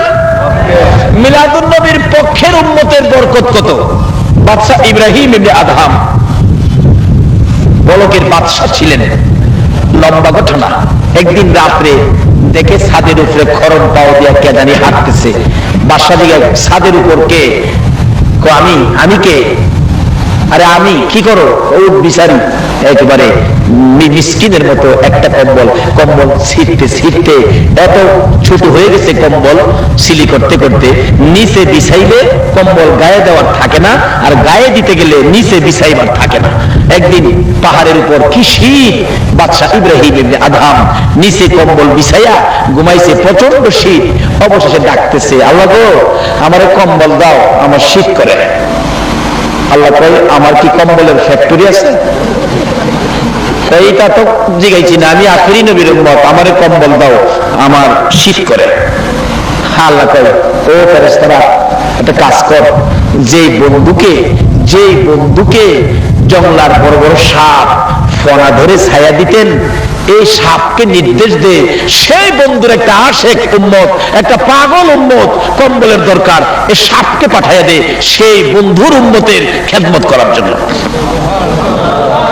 জঙ্গলার থেকে বিরাট বড় পুরানা অজগর সাপ আইসা বাদশা ইব্রাহিম ইবনে আদহামের গায়ে হেসায়া হেসায়া কম্বল হইছে। দেহে কম্বলটা শীত বেশি হইলে, কম্বল মোটা হইলে আরাম বেশি হয় না। দেহে কম্বল ভালো ভালো কোম্পানির কম্বল দিছে। সাপ পেঁচাইতে পেঁচাইতে অজগর পেঁচাইয়া মাথাটাই না মাথার কাছে মারছে, মুখের থেকে গরম হাওয়া এসি মারতেছে। রাত্রে যখন শেষ, আল্লাহর ওলিরা শেষ রাত্রে আমার মতো ঘুমায়? আল্লাহর ওলিরা শেষ রাত্রে কি করে? ঘুম থেকে উঠে, উঠতেছে, এখন তাহাজ্জুদ পড়বে, উযু করবে, আল্লাহরে ডাকবে। প্রথম জাগ্রত হয়ে ওই আগে কম্বলের ভাই চাইছে, প্রথম ছায়া দেহে কম্বল দিয়ে হা কইরা রয়েছে, যে গরম শ্বাস মারতেছে। কি ব্যাপার, কোন কোম্পানির কম্বল? যখন সজাগ হইছে, সাপের হা বন্ধ করছে, মাথা নিচু করছে। কোম্পানিটা জানি কি দেখতে হইব, দেহে চক্কর ওলা, ভালো করে চোখ পরিষ্কার করে দেখে, হায় হায়, এটা দিয়ে অজগর কোম্পানি। তখন ভিতরে একটু ভয় এসে গেছে, হাই কি জানি কি বিপদ। আল্লাহ ভয় পাইস না, যেই নবীর সাপে ছায়া দেয় সেই নবীর উম্মতের সাপে কম্বল দেয়। জোরে জোরে ঘর সভা। কিন্তু ওই নবীর পক্ষে গেলে দিব না বিপক্ষে গেলে দিব? আল্লাহর ওলিরা কি নবীর পক্ষে ছিল না বিপক্ষে ছিল? বাবারে, আল্লাহর ওলিরাও এইভাবে নবীর পক্ষে ছিল, মিলাদুন নবীর পক্ষে ছিল। এইবার দেহে কম্বল পেস খুললা যাইতেছে, কম্বলের ফেস আছে, এটা কি ফেস হলো কম্বল? ফেস চিনেন না? পেস জিলাপি চিনেন? আপনাদের সে কি কন? জিলাপি তো কন। জিলাপির পেস আছে না? আমাদের এলাকায় এক বেচারা আরবদার মানুষ, বড় ব্যবসায়ী, ভাত আনবার লেগে দুপুরে কর্মচারী রাখছে, দুপুরে ভাত নিয়ে আসে। ভাত খাওয়া যাওয়ার সময় আরবদার মহাজন বেচারা 1 কেজি গরম জিলাপি কিনা দেয় বাড়ির লেগিয়া। হ্যাঁ, প্রত্যেক দিনে জিলাপি 4-5টা খায় না। রাত্রে বাড়ির দিলে বাড়ি অন্য জিগায়, জিলাপি কতটা দিছো? 1 কেজি। দাঁড়া, কেমনে দিতে আমি জানি। মহাজন জিলাপি 1 কেজি কিনছে, গুনছে 32টা। 32টা গইন্না দিছে জিলাপি, নেয় বাড়িতে লয়ে যা। রাস্তা গিয়া কয়ে, আজকা কি করি? 32টা তো গইন্না বুঝা লইব। হ্যাঁ, একটা করে ফ্যাস খুললা খাই লাইছে। অহন নাইপা দেহে আধা কেজি কম। বাড়ি অন্য কয়, কি গো ফালুর বাপ, জিলাপি কতটা দিছে? 1 কেজি। কয়টা? 32টা। 32টা ঠিক আছে, কিন্তু মাফে আধা কেজি হয়েছে। কিরে কালু, জিলাপি কি করছস? কয় চাচা গইন্না দিছেন না, গনা মতে বুঝাইছি। কয় মাফি দি বলে কম, কি করছস? কয় চাচা গরম জিলাপি দেখলে আমার মিজাজ ঠিক থাকে না। গইন্না দিছেন, কি করবো? গনা ঠিক রেখে 1টা কেজি গনছে, জিলাপি গনছে, মাইপটা 1 কেজি দিছে। হ্যাঁ, গাছতলা বইয়া নিরিবিলি চিন্তা করে, আজগা কি করি? ফেস নাই, কাকাতাম না, গইন্না লাইছে। মাইপটা ওলাইছে 32টা গইন্না লাইছে। তখন কি করি? কোনো পথ না পায়া একটা কইরা ফেসের সেদ্রু কইরা একটা টান মারে। কি খাইতেছে? কয় না কি খাইতেছে? আরে শিরা, শিরা। আপনারা শিরা কোন, আমরা রস কই। জিনিস একটা ওই, কি কর? 1 কেজি জিলাপির যা রস ছিল, শিরা ছিল, সব টাইনা খাইছে, সাদা বানাই দিছে। বাড়ি নিয়ে দিছে, বাড়ি অন্য খুললা দেখে জিলাপি আছে, জিলাপির তো রস নাই, শিরা নাই। রাত্রে বাড়িতে এসে খাইতাম না জিলাপি, সাপ পাইতেছি, কি জিলাপি দিলেন?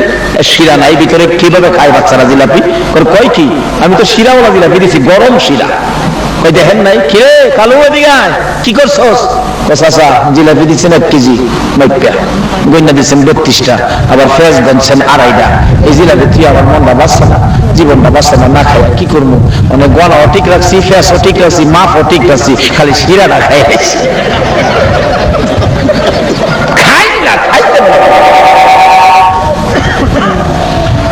বাদশা ইব্রাহিম ইবনে আদহাম দেখে ফেস খুললা যাইতেছে গা।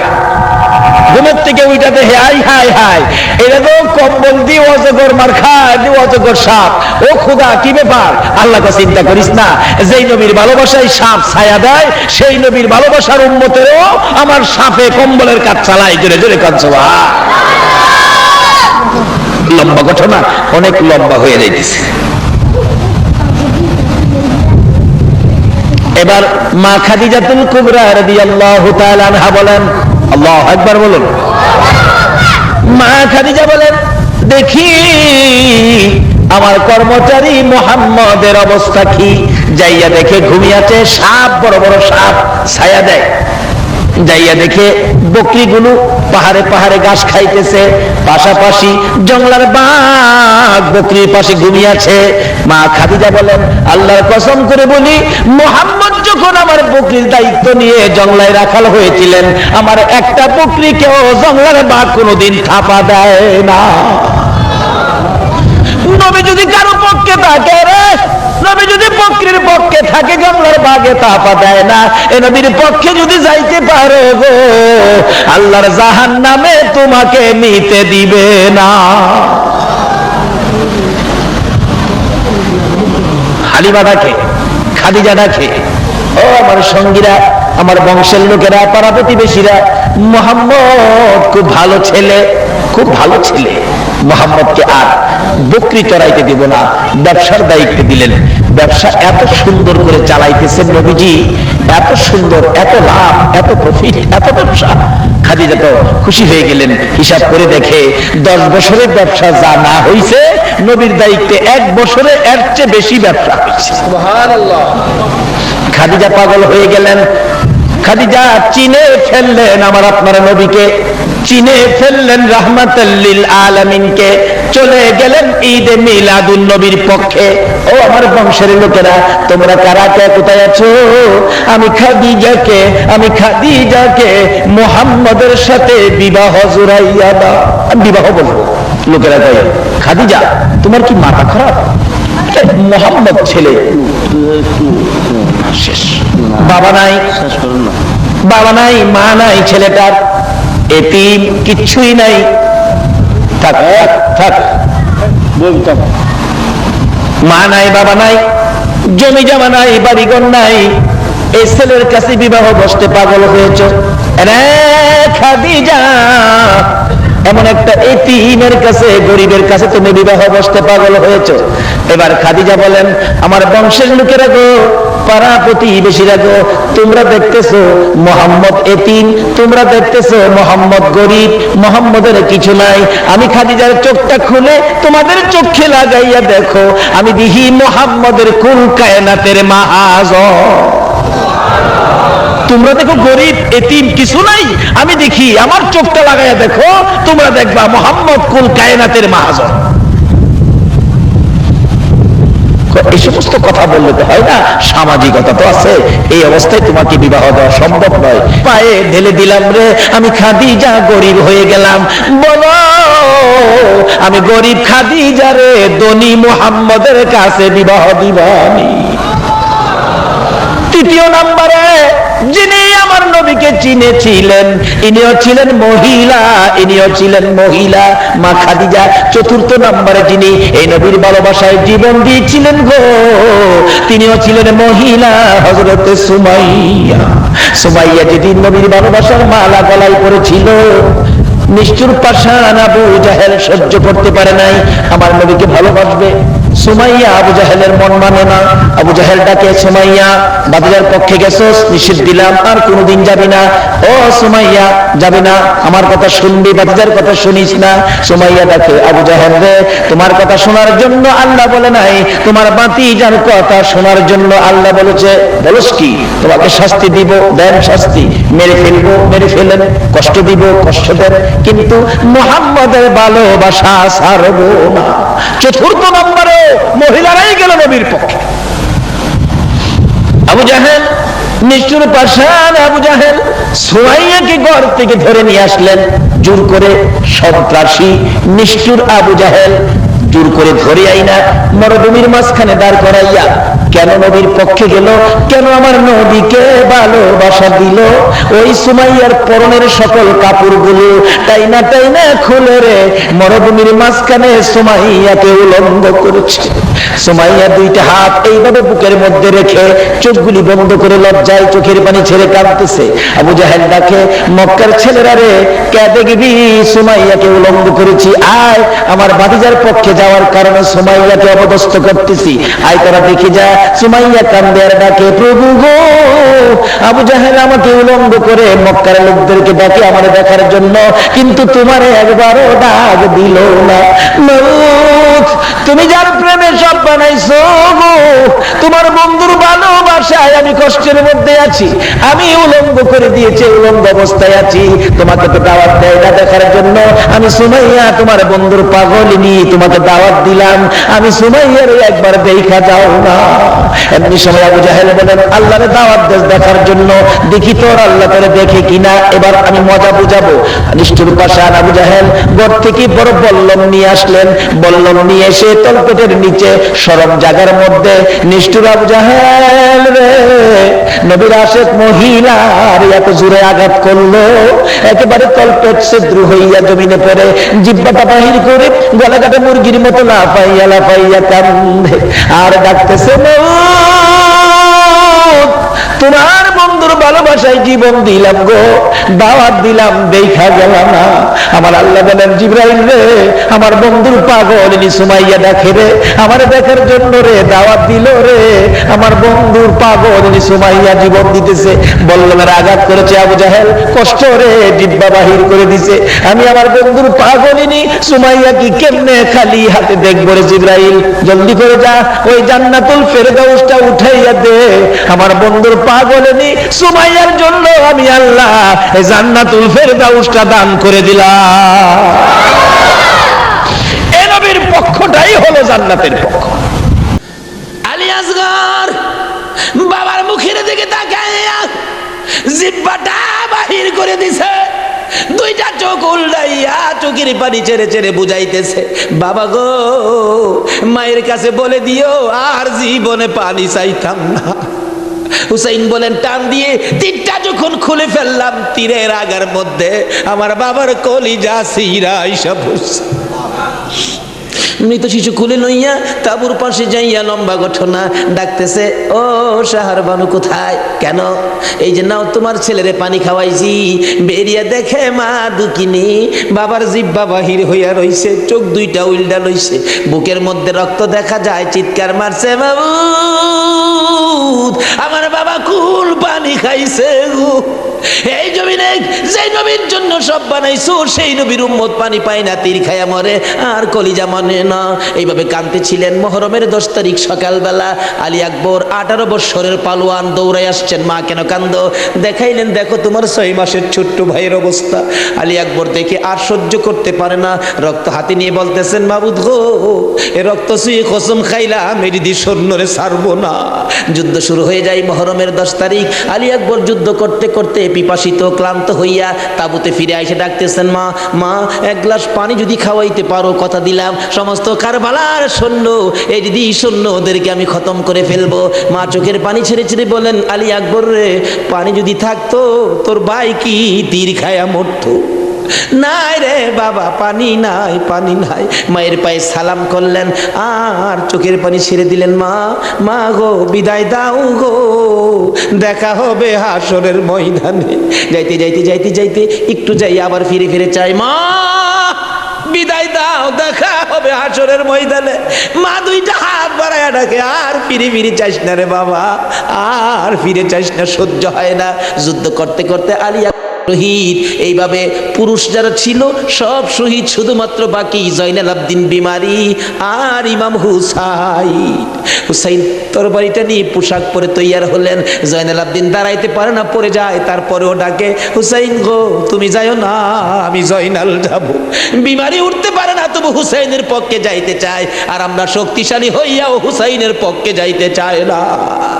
এবার বলতেছেন, জয়নাল রে তুমি যাও না, তুমি যদি যুদ্ধের ময়দানে শহীদ হয়ে যাও নবীর বংশের বাতি টুকুন কে জ্বালাবে। হুসাইন যুদ্ধে চলে যায়। লম্বা ঘটনা সংক্ষেপ করে দিলাম। মুহররমের 10 তারিখ যুদ্ধ করতে করতে তীরের আঘাত বল্লমের আঘাত লাগে, আর রক্ত জর্জর করে পড়ে, রক্তে জামা ভিজে যায়, গোড়ার পিঠ পর্যন্ত লাল হয়ে যায়। আরে রক্তে লালে লাল হইল কারবালার ময়দান।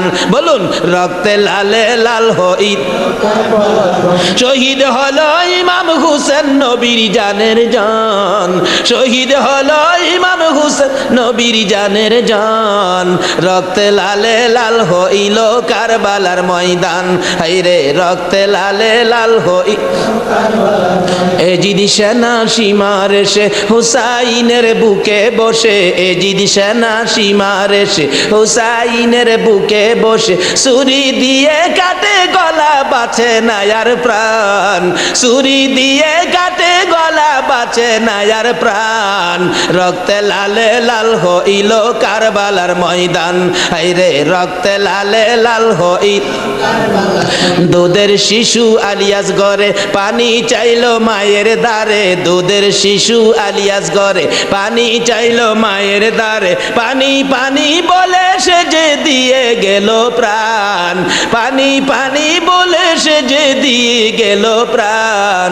রক্তে লালে লাল হইল কারবালার ময়দান, হায়রে রক্তে লালে লাল হইল। শহীদ হলো ইমাম হুসেন নবীর জানের জান, শহীদ হলো ইমাম হুসেন নবীর জানের জান। রক্তে লালে লাল হইল কারবালার ময়দান, হায়রে রক্তে লালে লাল হইল। বলতেছিলাম হুসাইন সমস্ত শরীর থেকে রক্ত ঝরে ঝরে দুর্বল হয়ে যায়, পানির পিপাসিত ক্লান্ত হইয়া গোড়ার থেকে নেমে যায়। পুরাত নদীর পুনার কিনারে যাইয়া একটু পানি হাতে নেয় খাওয়ার জন্য, হাতে নেয় পানি হয়ে যায় রক্ত। হুসাইন কান্দে, মাবুদ গো, আমার নানা না হইলে কিছু হইতো না, আমার নানা না হইলে জগতের কিছু হতো না, পানিও হতো না। আজকে নানার বংশ, নানার আওলাদ পানি পায় না, আমি হুসাইন পানি খাবো না। এবার দৌড়া যাইয়া আবার চাইলেন গোড়ার উপরে উঠবো, যুদ্ধ করবে। হুসাইন গোড়ার উপরে উঠতে চায়, শরীর দুর্বল, গোড়ার উপরে উঠতে পারে না, বারবার চেষ্টা করে উঠতে পারে না। অবশেষে গুড়ার উপরে পিঠটার মধ্যে হাতটা দিয়ে মাথাটা ফালাইয়া কাঁদতেছে, বাবু আমার নানার উম্মতের জন্য মায়ের দোয়া বুঝি কবুল হয়ে গেছে। বহু চেষ্টা করলেন, ঘোড়ার পিঠের উপরে আর উঠতে পারে না। দৌড়া এসে সীমার ধাক্কা দিয়ে জমিনে ফালাইয়া বুকের উপর চড়ে বসছে। হুসাইন বলেন, সীমার রে, আমার নানা বলেছে রে কারবালায় শহীদ হব, আমার নানার উম্মতের মুক্তি পাবো। সীমার, আজকে জুমার দিন আমার 2 রাকাত জুমার নামাজ পড়ার সুযোগ দে। ও নবীর উম্মতেরা, নবীর আশেকেরা, হুসাইনের আশেকেরা গো, এই 2 রাকাত নামাজ জুমার নামাজ ছাইরো না, আমার নবীর শাফায়াত নসিব হবে না। রক্তে লাল হইয়া যদি হুসাইন 2 রাকাত জুমার নামাজ পড়তে পারে গো, আজকাল থেকে কথা দিতে হবে জীবনে কোনোদিন জুমার নামাজ ছাড়তে পারবা না। জুমার নামাজ আদায় করতে সময়টুকুন দিলে নামাজ শুরু করে দিলেন। রুকু সিজদার কাজ শেষ করে তাশাহুদে বসে সালাম ফিরানের আগ পর্যন্ত কাছাকাছি বসে বসে এজিদি সৈন্যরা নামাজের ভিতরে প্রত্যক্ষদর্শীরা বলেন, এক একটা করে তীর মারে হুসাইনের গায়ে। ডান দিক দিয়ে যদি তীরটা মারতো, বাম দিক দিয়া বেরিয়ে যাইতো, সামনে দিয়া মারলে পিছন দিয়া বেরিয়ে যায়। এই কিসিমের তীর গো, নামাজের ভিতরে বাহু তুরটা তীর লাগাইছে। হুসাইন সালামটা ফিরাইয়া নানা গো কইয়া কালতে কালতে জমিনে গড়াগড়ি সরি করে দিলে। নিষ্ঠুর পাষাণ এই যদি সৈন্যের সীমার গলা কাইটা মাথা আলাদা করে নিয়ে গেছে। হুসাইন শহীদ হয়ে যায়। ওদিকে দিয়ে ডাকতেছে। মুহররমের 10 তারিখ সন্ধ্যা যখন হয়ে গেল, উম্মে সালমা বলেন, আমি মাগরিবের পর থেকে শুনতেছি নবীর রওজার চারপাশে কে যেন হাউ মাউ করে কাঁদতেছে। মনে বড় অশান্তি, কিসের কান্দার আওয়াজ। দৌড়ায় যাইলাম, যাইয়া দেখি কোনো মানুষ দেখি না, কে যেন কান্দে। এসারে নামাজ পড়ে আমি উম্মে সালমা ঘুমের ঘরে ঘুমিয়ে গেলাম। এমন সময় দেখি আল্লাহর বন্ধু কাঁদতে কাঁদতে কোত্থেকে যেন আসতেছে। কাছাকাছি আসার পরে দেখি আবার রাসূলের গায়ে রক্ত মাখা মাটি দেখা যায়। উম্মে সালমা বলেন, হুজুর কেন কান্দেন রক্ত মাখা মাটি শরীরে লইয়া? আমার নবী বলেন, উম্মে সালমা রে, বোতলের মাটির দিকে তাকাইয়া দেখ, বোতলের মাটির অবস্থাগুলো দেখ। উম্মে সালমা বলেন, তাকাইয়া দেখি বোতলের মাটি লাল হয়ে গেছে। আবার রাসূল বলেন, উম্মে সালমা রে, আমার হুসাইন কারবালায় নাই রে, কারবালায় না। উম্মে সালমা বলেন, প্রশ্ন করলাম, ইয়া রাসূলুল্লাহ, হুসাইন তো কারবালায় শহীদ, আপনার রওজার পাশে কাঁদলো কে জানতে চাই। আমার নবী বলেন, আরে উম্মে সালমা, আমার হুসাইন যখন কারবালার জমিনে তীরের আঘাতে নানা কইয়া ডাক মারছে, সময় রহমতের ফেরেশতারা আমার রওজার পাশে বসে বসে কাঁদছে। আমি কারবালায় যাইয়া দেখি আমার হুসাইন তীরের আঘাতে রে নানা নানা কইয়া গড়াগড়ি করে। আমি হুসাইনকে আনজায়া ধরছি, হুসাইন তীরের আঘাতে যতটা গইরে দিছে রে, আমি রাসূল হুসাইনের সাথে ততটা গইর কারবালার জমিনে দিয়েছি। এই হুসাইনের রক্ত কারবালার মাটিতে পড়েছে, এই রক্ত মাখা মাটি আমি নবীর গায়ে লাগছে। এই উম্মে সালমা জানাইয়া দিস রে, এই রক্ত মাখা মাটি আমি রাসূলের কাছে জমা থাকবে। আসরের জমিন যেদিন কায়েম হবে, আমি আমার মাওলার দরবারে হুসাইনের রক্ত মাখা মাটিগুলি তুলে ধরবো। মাবুদ, আমার মেয়ে ফাতেমা সন্তান কুরবানি করেছে আমার উম্মতের নাজাতের জন্য। এই যে দেখো হুসাইনের কারবালার রক্ত মাখা মাটি তুলে ধরলাম, আর ফাতেমা হুসাইনের মাথাটুকু লইয়া দাঁড়াইয়া বলবে, আমি হুসাইনের মাথাটুকু তুলে ধরলাম। মাবুদ গো, এর বিনিময়ে আমার বাবার উম্মতের মাফ করে দাও।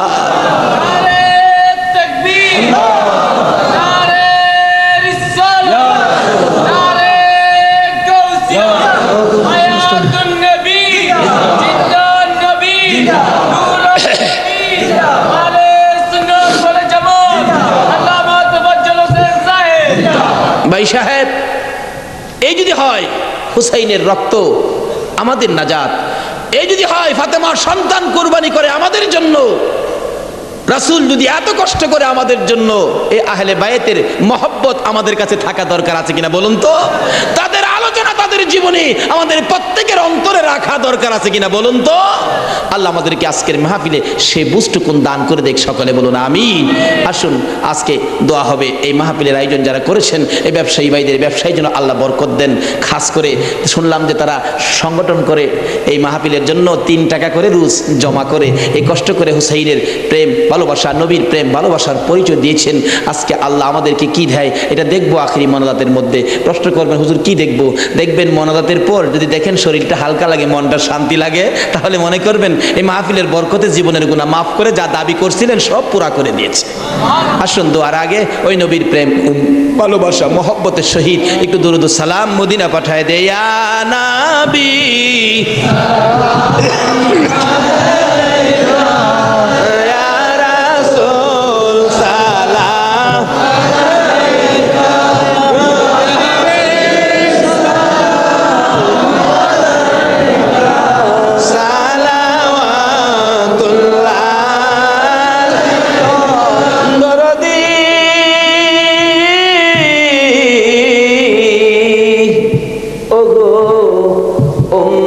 দরদি মায়ার নবী দয়ার নবী গো, মরণে আপনি আসিয়েন, কবরে আপনি থাকিয়েন, হাসরে উম্মত বলিয়েন, হাউজে কাউসার পিলা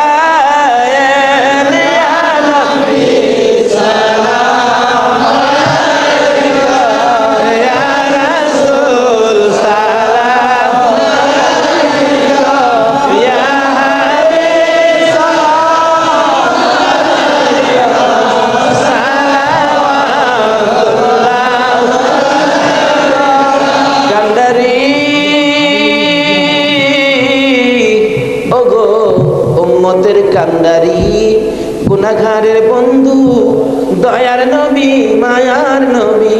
মাথার লোহার টুপি ভেঙে টুকরা করে মাথার ভিতরে ঢুকাইয়া আমার নবী বেহুশ হইয়া যখন পড়ে যায়, জিবরাইল আমার নবীকে দুই হাতে উঠাইয়া উহুদ পাহাড়ের মাঝামাঝি একটা পাথরের কাছে যাইয়া ডাকতেছে, উহুদের পাথর রে দেখ, যেই নবী না হইলে তুই হতে না, আমি হইতাম না, কোন কায়নাতের কিছু হতো না। এই নবীকে মারতে মারতে বেহুশ করেছে, একটু বিছানার ব্যবস্থা করে দে, আল্লাহর বন্ধুকে শুয়াইয়া রাখি।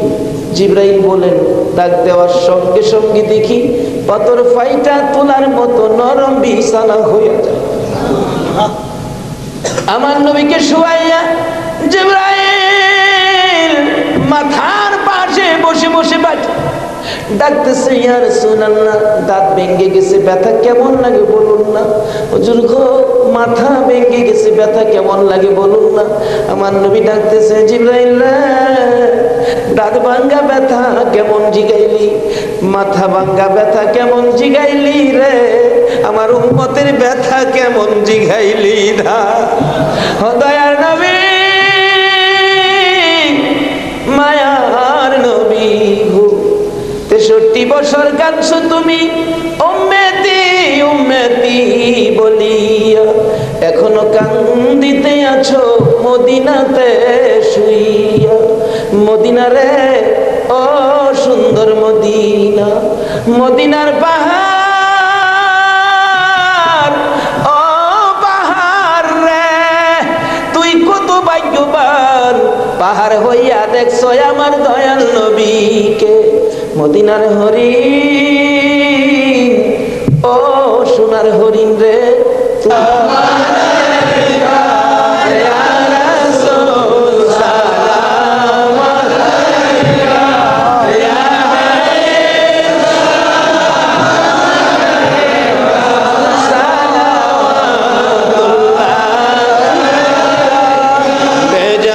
मेरे दुरूद सलाम बरगुज़ीदा नबी पर अपने मुदम बलगल उला बिकमालिही कशफत दुजा बिजमालिही असनत जमीओ खिसालिही सल्लु अलैहि वालिही सल्लिमु या कौम बल सल्लु अला सदरिल अमीन मुस्तफा मा जा इल्ला रहमतल लिल आलमीन। মাইশাব, হুসাইনের রক্তের প্রতিদান, হুসাইনকে মহব্বত করতে হবে। হুসাইন রক্ত মাখা শরীর নিয়ে 2 রাকাত জুমার নামাজ ছাড়ে নাই। এই নামাজ আমরা ছাড়বো নাকি পড়বো? তাহলে রক্তের প্রতিদান দেওয়া হবে। আর প্রত্যেক বছর এই মাহফিলটা আরো গর্জিয়াস করতে হবে, ঘরে ঘরে পৌঁছে দিতে হবে হুসাইনের মহব্বত, আহলে বায়তের মহব্বত, আহলে বায়তের পরিচয়, নবীর প্রেম ঘরে ঘরে পৌঁছে দিতে হবে। আল্লাহ আমাদেরকে সে বুঝ, সেই শক্তি দান করুক। সকালে বলুন আমিন। আজকে যারা হুসাইনের স্মরণে মাহফিলের আয়োজন করেছেন, আজকে হুসাইন আর হাসাইনকে নিয়ে আমার নবী মদিনায় বসে বসে আপনাদের কথা স্মরণ করতেছে। কারণ উম্মতের বিপদে নবীজি সবসময় হাসাইন আর হুসাইনকে ব্যবহার করবেন। ফাজাইলে দুরুদের মধ্যে লেখেন, দুরুদের কিতাবে লেখেন 637 হিজরির এক ঘটনা। এক লোক আরবের মরুভূমি পথ দিয়ে ঘোড়া নিয়ে যাচ্ছেন, হঠাৎ একটা গর্তের মধ্যে ঘোড়ার 2টা পাও ঢুইকা ঘোড়ার পাও ভাঙ্গিয়া ঘোড়াটা উল্টা পড়ে গেছে। এখন মরুভূমি, কেউ তো খবর জানে না, বিপদের মধ্যে ঘোড়ার পাও ভাঙ্গা যাবে কিভাবে। লোকটা সন্ধ্যা হয়ে গেল, বাঘ ভাল্লুক বেরিয়ে গেছে। তখন সে ভয়ে কাঁদতেছে। এখন ভাবতেছে কানলে তো কাজ হবে না, একটা কিছু করি। কি করব? উম্মতের দরদি দয়ার নবীর শানে দুরুদ সালাম পাঠ করি। দুরুদ সালাম পাঠ করতে করতে চক্ষু বন্ধ করে পাঠ করতেছে। এমন সময় দেখে 3 জন পূর্ণিমার চাঁদের মতো চেহারা আইসা সামনে দাঁড়াইছে। চক্ষু খুলা দেখে 3 জন এত সুন্দর চেহারা, অবাক হয়ে গেলেন। 2 জন আইসা ঘোড়ার 2টা পাও চিকিৎসা করতেছেন, পাও 2টা হাতে ধরার সাথে সাথে ভালো হয়ে গেছে। 637 হিজরির ঘটনা। আর একজন দূরে দাঁড়িয়ে আছে, ঘোড়ার পাও চিকিৎসা শেষ করে ভালো হলো, ঘোড়াটা হাইটা বুঝাইতেছে আর ভয় পাইস না, আমি ভালো হয়ে গেছি। তখন ওই লোকটা জিজ্ঞেস করতেছে, নামটা আমার খেয়াল নাই, আপনারা কে? আমার ঘোড়ার পাও ভালো করে দিলেন, আমার এই বিপদে আপনারা আসলেন। 2 জন বলতেছেন, আমরা রে চিনো না, আমরা তো হাসাইন আর হুসাইন। তাই নাকি? ও এই পাশে দাঁড়িয়েছে উনি উম্মতের কান্ডারি, গুনাহগারের বন্ধু, বিপদের সাথী মুহাম্মদুর রাসূলুল্লাহ সাল্লাল্লাহু আলাইহি ওয়াসাল্লাম। এই বিপদে আমার নবী দুই নাতিলে আসে উম্মতের বিপদে। আজকে এই হাসাইন আর হুসাইনের কথা আমাদের অন্তরে সব সময় থাকা দরকার আছে কিনা কন্ত?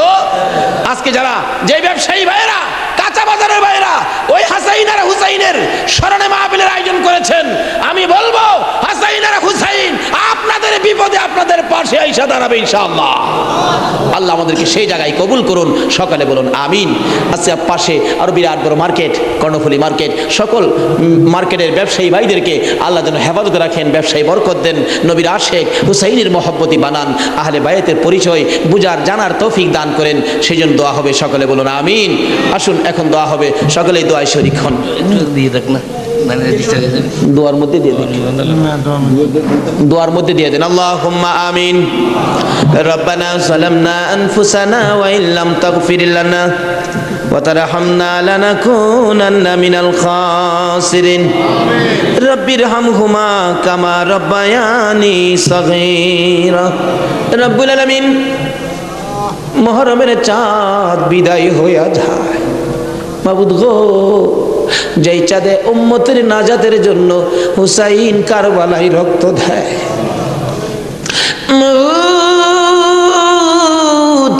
উম্মতের নাজাতের কান্না আমার নবী কত কান্দা কাঁদছে, হাসাইন হুসাইন কুরবানি ফাতেমা কত কান্দা কাঁদছে। বাবুদ গো, আজকে আহলে বায়াতের স্মরণে এই মাহফিলের আয়োজন, মাহফিলে বসে আমরা যারা হাত বাড়াইছি, মাবুদ রে, কার জীবনে কত গুনাহ তুমি হিসাব জিগাইও না। আজকের জন্য কে নামাজি কে বেনামাজি কাউরে কিছু কইও না গো আল্লাহ। আজকের মাহফিলে কে যুবক কে বুড়া কাউরে কিছু জিগাইও না, মেয়ে পুরুষ কাউরে কিছু কইও না। যারা এই মাহফিলের মায়া করে আহলে বায়াতের মহব্বত নিয়ে হাত বাড়াইছে, আমাকে সহ সবাইকে তুমি মাফ করে দাও গো আল্লাহ। মাবুদ, মাবুদ রে, জীবনে কত গুনাহ করেছি, হিসাব যদি জিগাও আমরা মাফের আওতায় পড়ব না। আখিরি নবীর উম্মত বলে হাত বাড়াইছি, তুমি আর কিছু দেখো না, তোমার বন্ধুর উম্মত বলে ক্ষমা করে দাও। ক্ষমা যদি না করো, কবে জানি মৌতের চিঠি দিয়ে আজরাইল পাঠিয়ে দাও, কবে জানি বড় বাড়ি বড় ঘর সুন্দর বিছানার থেকে চারজনে দৌড়ে দৌড়ে টাইনা টাইনা বাহির করবে, উঠানের কিনারে পর্দা টানাবে, জীবনের শেষ গোসল করাবে, বড়ি পাতার গরম পানি দিবে, নাকে কানে তুলা লাগাবে রে মাবু, উত্তর দিকে মাথা দিয়ে শুয়াইয়া গোসল করাবে। আদরের ছোট্ট ছেলেটা মার কাছে প্রশ্ন করবে, মা গো, আমাদের বাড়িতে এত মানুষের ভিড় কেন? মা বলবে, তোমার বাবার শেষ বিদায়ের অনুষ্ঠান করতে আসছে। আমার বাবার কি হলো? পর্দার ভিতরে কেন গোসল করে? দৌড়ে যাবে বাচ্চাটা, যাইয়া দেখবে নাকে কানে তুলা লাগাইছে, উত্তর দিকে মাথা দিছে, বড়ি পাতার গরম পানি ডালতেছে, চিৎ করে কাইত করে, বাবা তো কিছু কয় না। মায়ের কাছে যাবে, মা গো, বাবা কি গোসল করে? এই গোসল আর কোনোদিন বাবারে করতে দেখি নাই, বাবার নাকে কানে কেন গো তুলা লাগাইল? মা টাইনা টাইনা বুকে জড়াবে, আয় আমার বুকে আয়, আজকে যে গোসল তোর বাবা করে রে, এই গোসলের পর বিদায় হবে, তোরা এতিম হইয়া যাবে। মাবুদ, এতিমের ঘটনা বলতে গেলে কলিজা মানে না গো আল্লাহ।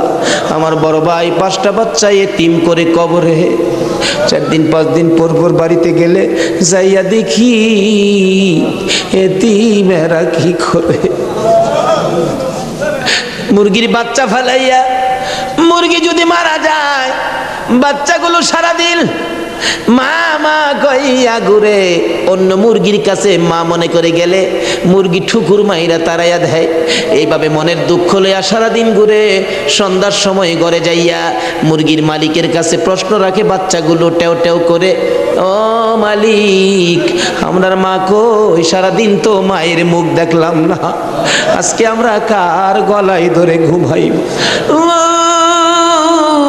আমার বাড়িতে এই ঘটনাই ঘটে। অন্য সন্তানের বাবারা মজা নিয়ে যখন বাড়িতে আসে, আমার বাতিজাগুলো দৌড়ায় যায়, তোমার আব্বা এসে মজা লইয়া, আবার খালি হাতে ফিরে আসে। আরেকজনের আব্বা আসলে দেখে খালি হাতে ফিরে আসে, বাড়িতে যাইয়া ডাকে, মা গো আমরা আব্বু কই গেছে গো মা, আমরা আব্বু যে আসে না, আমরা কার গলায় ধরে ঘুমাইব। সবচেয়ে বড় করুণ দৃশ্য, রমজান মাসের শেষ ভাগে কার একটা বাচ্চা ছেলে জানি নতুন জামা পরে হাঁটতেছে। আমার ছোট্ট বাতি যেটা জিগাই, জামা কে কিনে দিছে? আমার আব্বু। ঈদের জামা? হ। তোমার আব্বু আছে? হ। তোমার আব্বুরে বইলো ঈদের জামা কিনা দিবে। আমার বাতিজাটা কান্দে, নাই রে নাই, আমার আব্বু নাই। লোকেরা কয় আমরা বলে এতিম। সন্ধ্যার সময় মার কাছে যাইয়া কাঁদতেছে, তার মা জিগাই কান্দে কেন? জবাব দেন, মা গো লোকেরা আমরা এতিম কয়, আমরার যে বাবা না, ঈদের জামা কে কিনা দিব।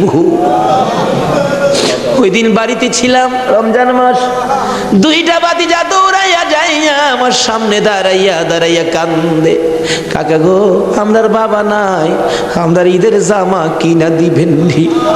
মাথায় হাত দিয়ে আদর করে বিদায় করে দিলাম, জামা না লইয়া বাড়িতে আসবো না আজকে। নিজের ছেলেমেয়ের জামা না কিনে এতিমদের জামা কিনে তারা বিশ্বাস করে বাড়িতে রওনা হলাম। রাত্র প্রায় 10টা বাইজা গেছে। যাইয়া দেখি এখনো ঘুমায় না, দরজা খোলা দেখা যায়। একটু পরে পরে দরজার কিনারে দাঁড়াইয়া ডাক মারে, কাকা আইসনি, আপনারা নতুন জামা আনছুনি। জামাগুলো হাতে দেওয়ার পর সারা রাত জামাগুলো বুকে লইয়া ঘুমাইছে। ঈদের দিন সকালবেলা ছোট্ট ভাতিজাটা 5 বছর বয়স, খুঁজতেছি, গোসল করো, জামা পরো, ঈদগায় যাও। খুঁজতে খুঁজতে সবাইরে পাইলাম, 5 বছরের ভাতিজাটারে খুঁজা পায় না। তালাশ করতে করতে যাইয়া দেখি বাড়ির পিছনে মসজিদের পাশে বাঁশের জারের নিচে আমার বড় ভাইয়ের কবরের পাশে দাঁড়াইয়া দাঁড়াইয়া কান্দে। কবে জানি এইভাবে কার সন্তানেরা এতিম হইয়া যায়, কবে জানি কার বিছানা খালি হইয়া যায়, কবে জানি কার দোকান রে, কবে জানি কার ব্যবসা 3 দিনের জন্য বন্ধ হইয়া যায়। ওই দিন আসার আগে আজকের মাহফিলের উসিলায় আমাদের সকলের জীবনের গুনাহগুলো ক্ষমা করে দাও। ইয়া আল্লাহ, জীবনের গুনাহ ক্ষমার দরখাস্তর পর আরেকটা দরখাস্ত করি, এত রাত পর্যন্ত যারা বসে আছে, যাদেরকে নিয়ে হাত বাড়াইলাম, মাবুদ আমাদের মধ্যে আমি জানি না রে আল্লাহ, কার মনে কি আগুন, কার জানি মানাই রে, কার জানি বাবা নাই রে আল্লাহ। আমার মতো মায়ের অভাবী, আমি তো মা হারা হয়ে গেছি। আমার মতো মায়ের অভাবী কে জানি হাত বাড়াইছে গো আল্লাহ। যদি মা না থাকে সন্তানেরা কি করে নিজে দেখেছি। রোজার 27 তারিখে একটা মাত্র ছেলে, 5 বছর বয়স, মা অসুস্থ, ডেলিভারি রোগী, হসপিটালে যাবে, ডাক্তার বলেছে হসপিটালে ভর্তি হইতে হবে। ছেলেটা কার কাছে রেখে যাবে? নানার কাছে রেখে দিল। নানার কাছে রাইখা 2 গালে চুমাইয়া মা হসপিটালে রওনা হয়েছে। ছেলেটা বলেন, মা কোন সময় তুমি আসবা? বাবা আমি রাত্রে আইসা পড়বো, তুমি তোমার নানার কাছে ঘুমাও। রাত্র 10টা বাজে, এখনো আসে না। নানা গো, আমার মা কোন সময় আসবে গো নানা? মা যদি না আসে আমি কার সাথে ঘুমাইব? নানা বলেন, কোনো খবর তো পাইতেছি না রে ভাই। 10টার সময় একটা যুবক আইসা ডাকতেছে, চাচা বাড়িতে আসেননি কেন? আপনার মেয়ের কোনো খবর পাইছেননি? কি খবর রে ভাই? ও বাবা কি খবর শোনাইবা? ওই যুবকটা চোখের পানি ছেড়ে ছেড়ে বলেন, আপনার মেয়ে হসপিটালে মারা গেছে। নানা একটা চিৎকার মারছে, আমারে নাতি কার গলায় ধরে ঘুমাইব? নানার চোখে পানি দেখে নাতি কান্দে। নানা গো তুমি কেন কান্দো? নানা বলেন, কান্দি রে নাই নাই রে, আমার মেয়ে দুনিয়ায় নাই। বাচ্চা মানুষ, আম্মু গো ঈদের পিঠা কি বানাই বানা গো মা, হসপিটালে আর কতক্ষণ থাকবো গো মা। সকল ছেলের মারা পিঠা বানায় আর তুমি বুঝি হসপিটালে পড়ে রইছো। এইভাবে কাঁদতে কাঁদতে আবার যখন ঘুমিয়ে গেছে রে, ওই রাত্রে আইসা স্বপ্নে দেখা দেয় তার মা ডাকতেছে, আব্দুল্লাহ রে মামা কইয়া আর কান্দিস না, তোর মা দুনিয়ায় নাই, কবরে চলে গেছে। আব্দুল্লাহ ঘুম থেকে উঠে আর ঘুমায় না, মায়ের কাছে যাবে। তার বাবা দৌড়াই আসছে, আব্দুল্লাহ রে চল তোর মায়ের কাছে নিয়ে যাব। যাইতে যাইতে ঈদগার সামনে কবরস্থান, কবরস্থানের ঢুইকা নতুন একটা কবরের পাশে দাঁড়াইয়া আব্দুল্লাহর বাবা বলতে চায়, এই কবরের ভিতরে তোর মা ঘুমাইয়া রইছে রে বাবা, তুই ডাক দে ঈদের পিঠা লইয়া আসবে। আব্দুল্লাহ মায়ের কবরের পাশে কাঁদতে কাঁদতে বেহুশ হইয়া পড়ে গেছে, মা আর আসে না। এই মায়ের অভাবী যারা কাঁদে, বাবার অভাবী যারা কাঁদে গো, আর কান্দাইও না গো আল্লাহ, ওই সকল মা বাবার কবর জান্নাতের বাগান বানাইয়া দাও। ই আল্লাহ, মা বাবা যারা দুনিয়াতে আছে হায়াত বাড়াইয়া দাও, আমার আব্বার হায়াত বাড়াইয়া দাও। মা বাবা কেমন জিনিস বুঝার তৌফিক ছেলে মেয়েদেরকে দান করে দাও। মাবুদ গো, দাদা দাদি নানা নানি শ্বশুর শাশুড়ি আলিয়া আওলাদ বংশধর ময় মুরব্বী খানদানবাসী পাড়া প্রতিবেশী, খাস করে চট্টগ্রামের এই এলাকার জমিনের নিচে যত মুসলমান ঘুমিয়ে আছে, সকলের কবর মাহফিলের উসিলায় জান্নাতের বাগান বানাইয়া দাও। ইয়া আল্লাহ, খাস করে এই কর্ণফুলী মার্কেটের কাঁচা বাজারের ব্যবসায়ী সমবায় সমিতির ভাইয়েরা মাহফিলের আয়োজন করেছে। মাবুদ গো, এই ভাইদের বংশধর্ময় মুরব্বী খানদানবাসী যারা কবরে, সবাইকে তুমি মাফ করে দাও।